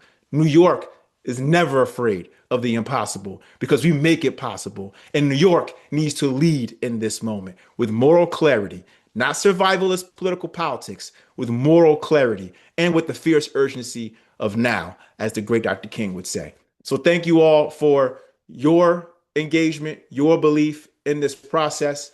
Would love to have your support as we move forward with this people-powered campaign and hopefully get to a position where we can get beyond a broken status quo. Thank you, Lieutenant Governor Antonio Delgado. Thank you for being here. Thank you. Thanks, folks. We are now moving on to our final presentation of the night, which is a congressional candidate who's not able to join the forum on Thursday. It's Michael Hano. Michael has run before. Michael, are you there? Can you hear me? There he is. Okay. So Michael, Michael, do you have a website, or if you want to share something in the chat, go ahead. If not, that's fine. You could do it later, or I'll look for it. So I'll let you take it away with opening statement. Thank you, Graham. Thank you to the clubs that are putting on this forum and last week's forum. I'm born and raised in Washington Heights, and I'm living in Washington Heights now.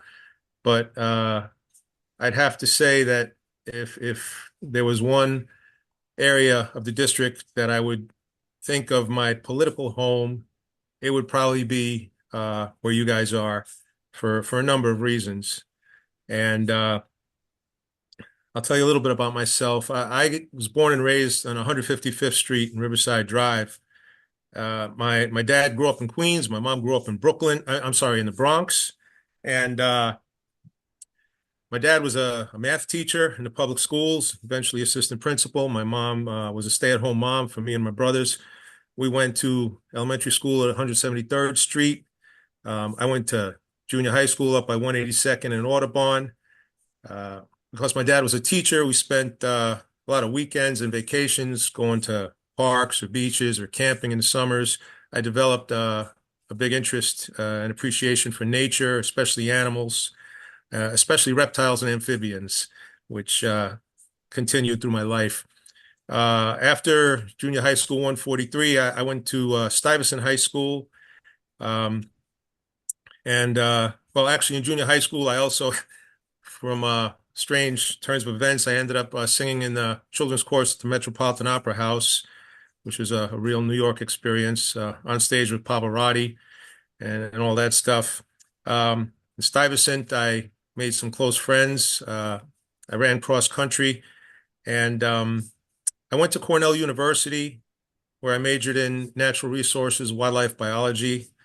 In high school, I had been a member of an organization called the New York Herpetological Society, which fostered my interest in those animals, and that was a great experience also. When I started at Cornell, I was still 16 years old and wasn't really ready for college and was tired of school. Competitive high school, competitive college, I was kind of turned off. I took 2 years off from college after my freshman year, but I stayed in Ithaca. I liked Ithaca. It's a couple 100 miles northwest of here. I liked it for a lot of reasons.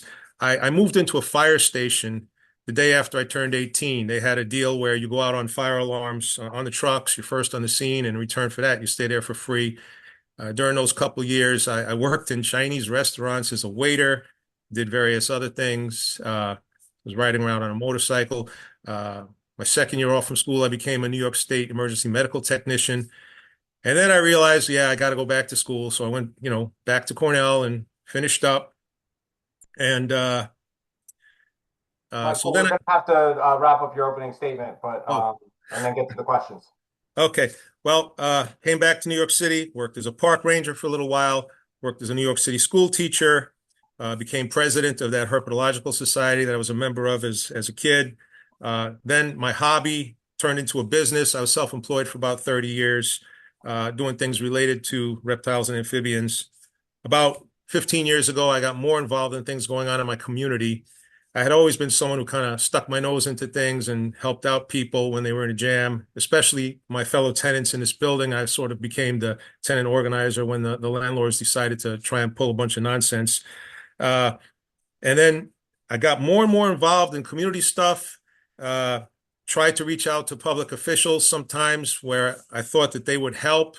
And whether it was the plaza that they improperly put here, shutting down Haven Avenue, basically building a campus for Columbia, whether it's the Armory, which they privatized so a select group of people can, use a city-owned building where the city pays all the bills to rent it out as a venue and pocket hundreds of thousands of dollars. That's supposed to be a community center. Whether it's all of this hookah that's in these bars and restaurants, which is not taxed, which is illegal and bad for the people's health. Michael. My conclusion is this all comes back to the elected officials, and Adriano Espaillat is at the root of the problem for our district. That's why I'm running. Okay, thank you, Michael. So I got some moderator questions. These are questions that were asked the other congressional candidates, okay? So what do you think would be the most effective strategy to oppose any targeting of our district by federal forces such as ICE, as we've seen in Minneapolis, Los Angeles, Chicago, and elsewhere? And what would you do personally in that event as a candidate or as a member of Congress? Okay. You got to take a step back and analyze what's going on here. And Trump is behind this, of course. Why is he doing it this way? And why is he doing this?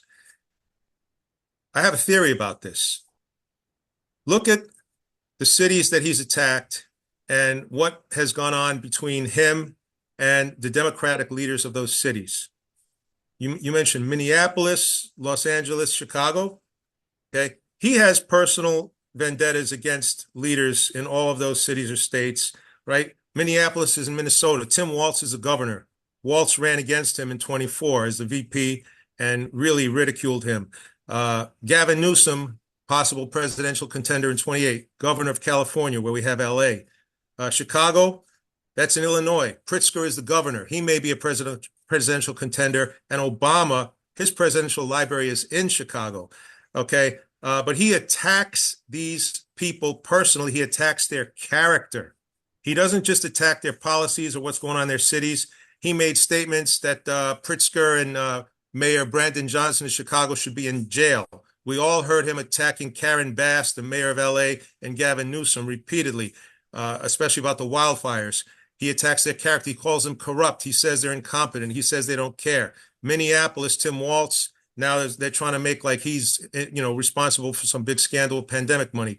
But you know what? He was messing with New York until Mamdani took office. And you know why he hasn't been messing with us? Because he's not going to mess with Mamdani, just like he's not going to mess with Bernie Sanders. People with exceptional character, even if they are the loudest voices criticizing him, their character is unimpeachable, and he's not going to have that opening. When there's no vulnerability and he can't delegitimize them in the eyes of their own constituents, he lays off. It's character. We need leaders of exceptional character. When people have the term honorable in front of their name because they hold office, they should live up to that title every day. And if they do, we don't have a whole lot to fear. Thank you, Michael. I want to move on to the next question. Washington Heights and Inwood have experienced real divisions along ethnic and cultural lines, at times pitting communities against one another in political and land use debates. What role do you believe elected officials have played positively or negatively in those dynamics? And what would you do concretely to govern in a way that builds shared power rather than competition among communities?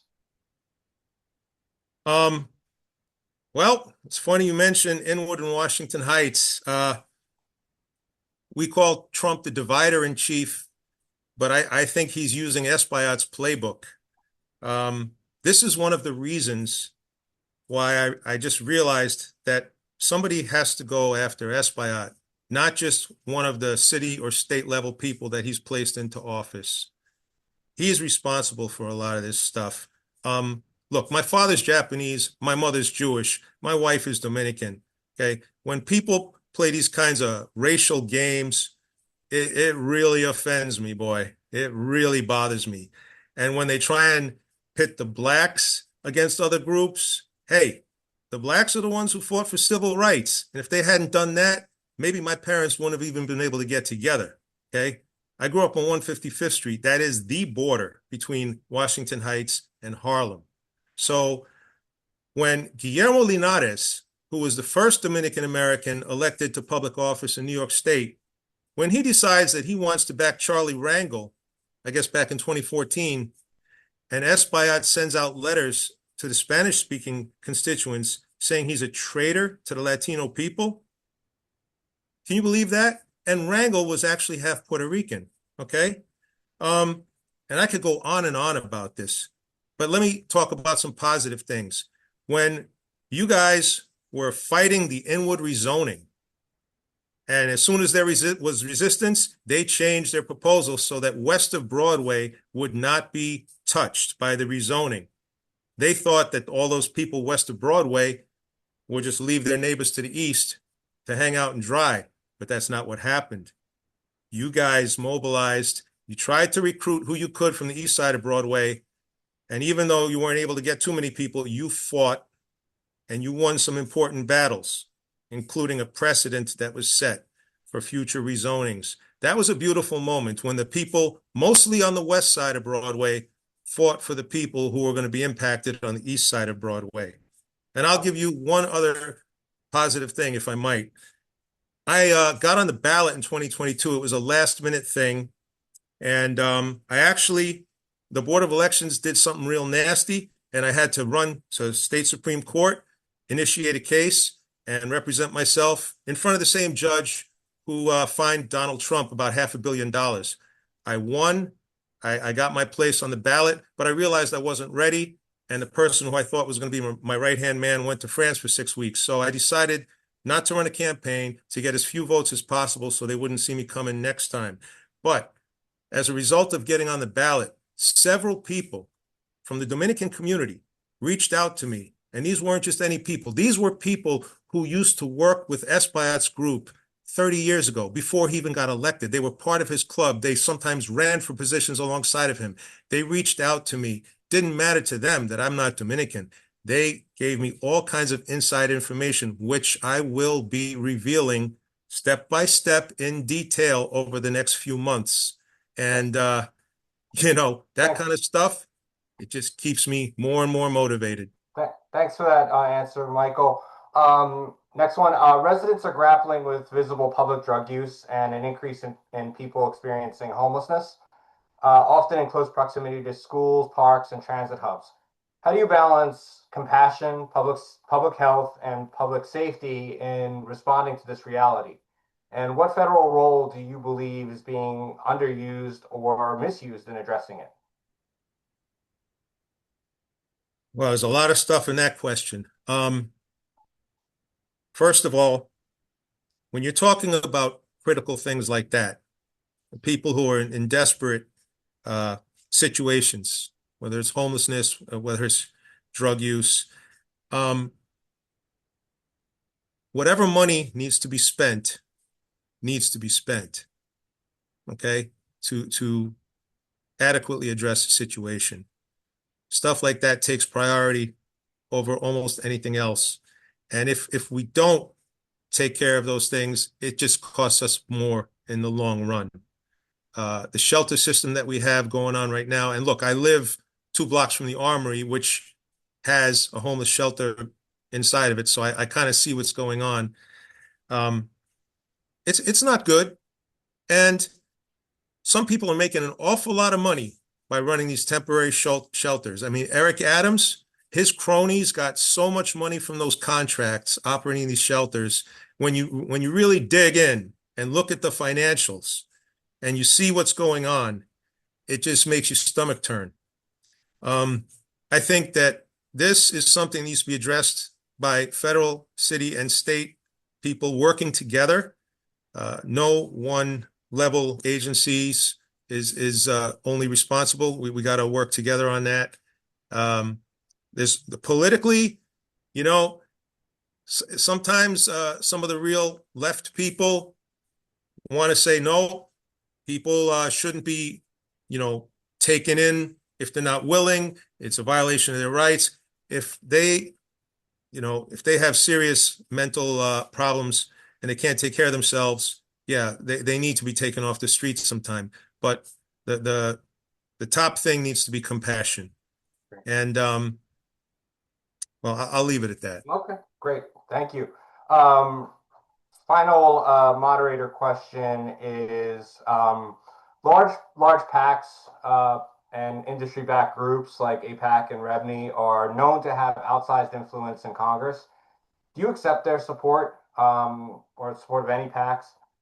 If so, how do you maintain independence, and where do you draw the line between influence and accountability?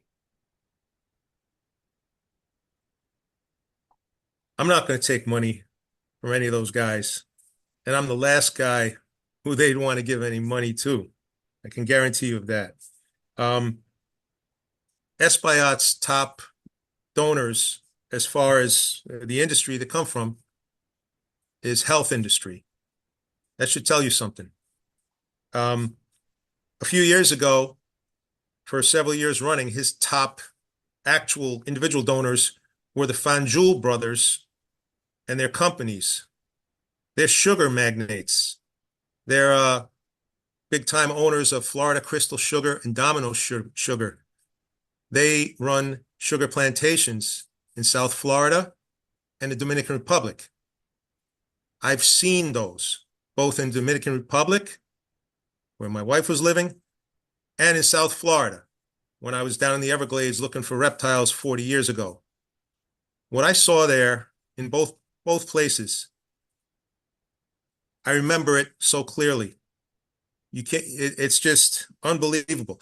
And, in Dominican Republic, they have Haitian laborers who are paid almost nothing, and they're kept behind barbed wire. They're not even allowed to leave the compounds. They're treated like slaves. And in Florida, they were bringing in Jamaican men who were brought in on these special visas, and they were shorting them on their wages. And if they complained about it, they got sent back to Jamaica. Okay. So, and the environmental impact that those guys do, burning the sugar cane, where even in so-called third world countries, they don't allow that anymore. But it saves, a little bit on the expense of the harvest. So in Florida, they burn it. I drove through one of those fields once, and it's the closest thing to hell I've ever seen. You can't believe that that's going on in this country. The town that we rolled into afterwards, it was surreal. But let me get back.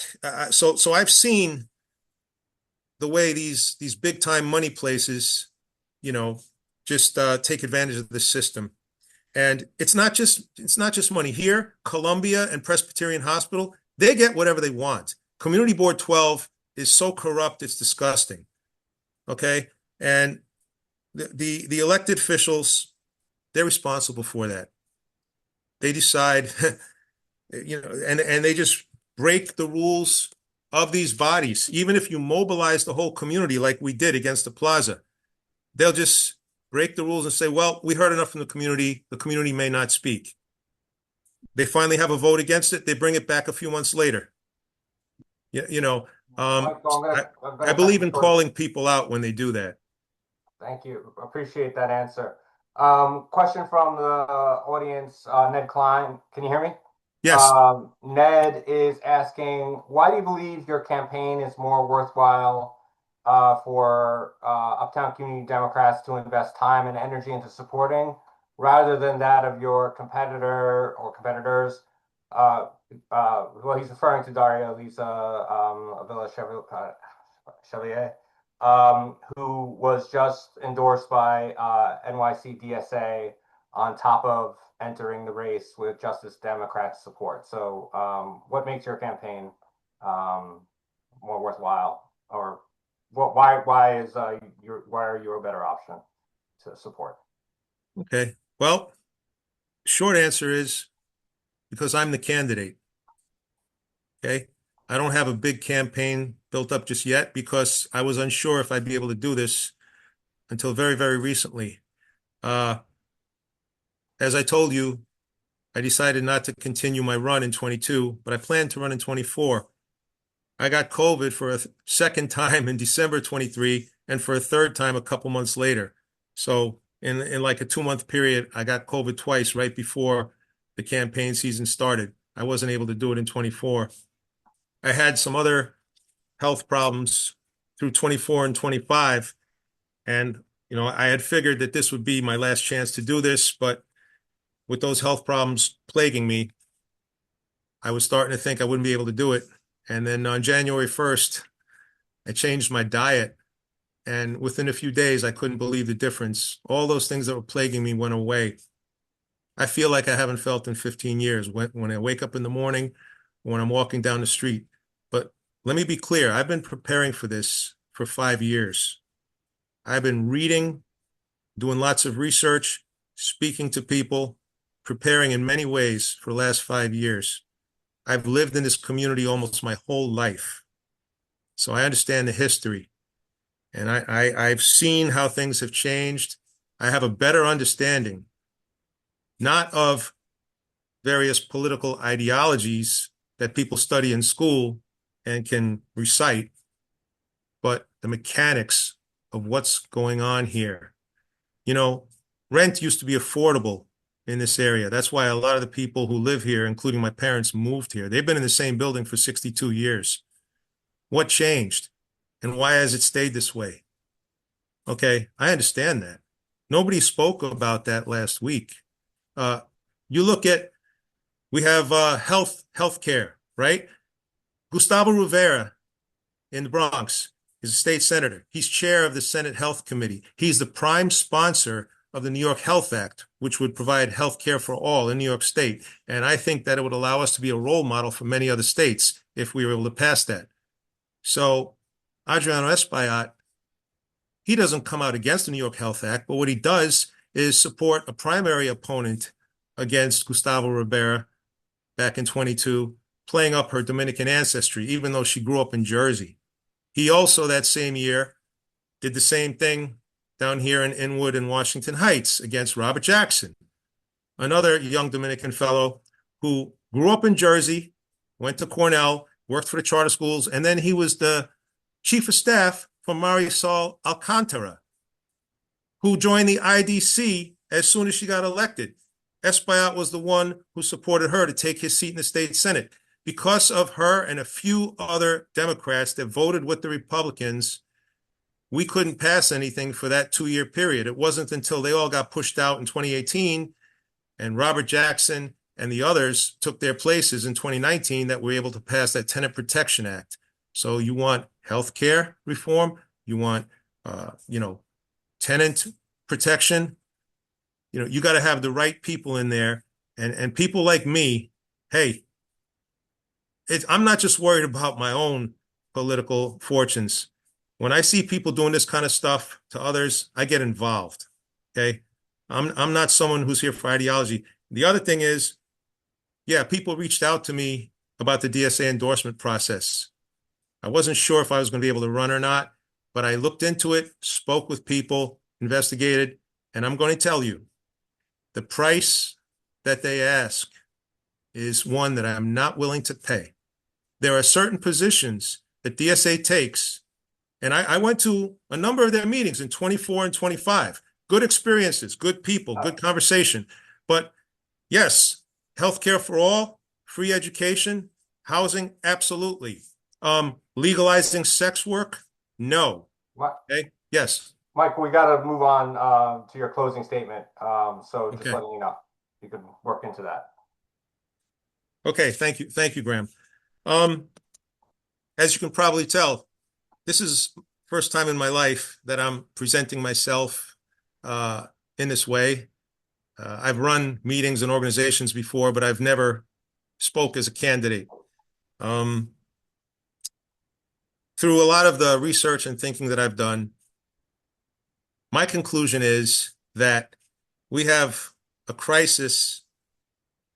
We have multiple crises, but one of the biggest ones is a lack of character in our elected officials. They are the people that we place our trust in.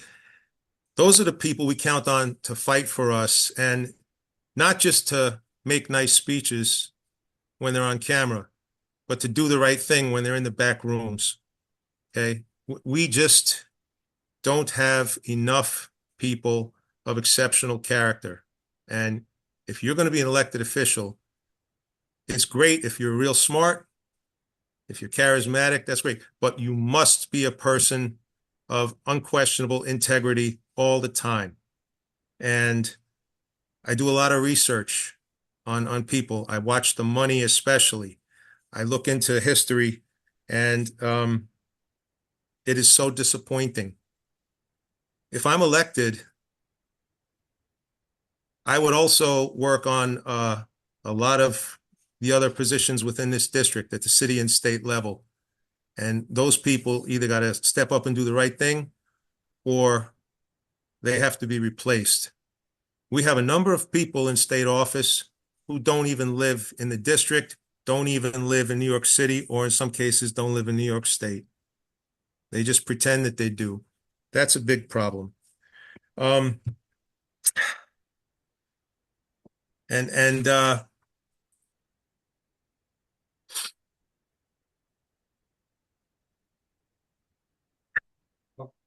Michael. Yeah. Do you want to close it out, or is that a wrap, or do you want to have anything last that you want to add? Well, yeah, I will be getting things going and putting on my website and reaching out to people. Back in 2023, I got up at the Manhattan Democratic County Committee and called for the members from the 72nd AD. Many of you are members, are residents from that AD, for your votes to be counted individually, because I realized that Espaillat and Manny Dos Santos had reported a false vote. They reported 66-0 in favor of their candidate. When the votes were individually counted, it turned out that there were 23 people sitting there who wanted to vote for the other person. When those votes got counted, the final vote was 377 to 369. So that person won by 8 votes, 377 to 369. If those 23 votes hadn't been counted, the other candidate, the one who Espaillat was backing, would have won. And I mentioned this, and I don't want to offend anybody, but I mention this not to say, oh, look what I did. My question is, why didn't anyone else get up? I'm not a lawyer. I'm not a district leader. I'm not a member of any club in Manhattan. And yet I anticipated what was going to happen because I've actually seen it happen before. And I got up and started yelling about it and made the motion. But one thing that I will do if elected is I will educate people and bring them in so that the next time something like that happens, there'll be a whole bunch of people standing up and marching to the front of that auditorium and doing what I did. They'll be ready. Okay? Mike, I know we have the people. We just need the leaders to help mobilize them.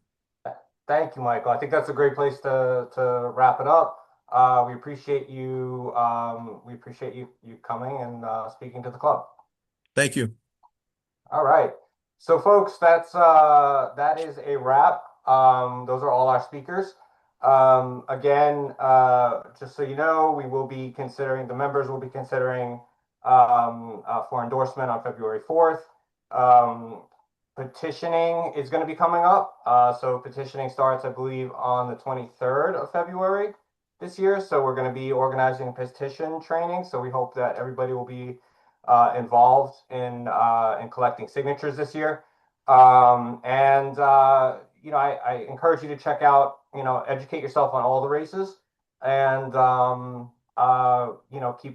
sign up for Uptown Community Democrats, and stay in touch. So with Graham, that, Graham, can I just add one last thing? yeah. If anybody would like to speak with me, I put my email address in the chat. It's mikehano@yahoo.com. Yeah. Okay. If you want, just send me an email. I'd be happy to speak with you. And Great. For some reason I blanked out. There was one last thing that I wanted to add, if I could. Well, Michael, we're running really late. Okay, thank you. So why don't people could email you, and I just want to answer Tina's questions. Will UCD send out answers from other candidates who didn't appear here if they answered the questionnaire? Yes, we are going to send the questionnaire answers out. We'll be sending it out to members of the club, and I believe that some of the candidates who did not appear did have told me they're going to submit answers to the questionnaire. So we'll do that, folks. Dinner time. If you haven't eaten, go get something to eat. And thank you all. Thank you all for participating. Have a good night.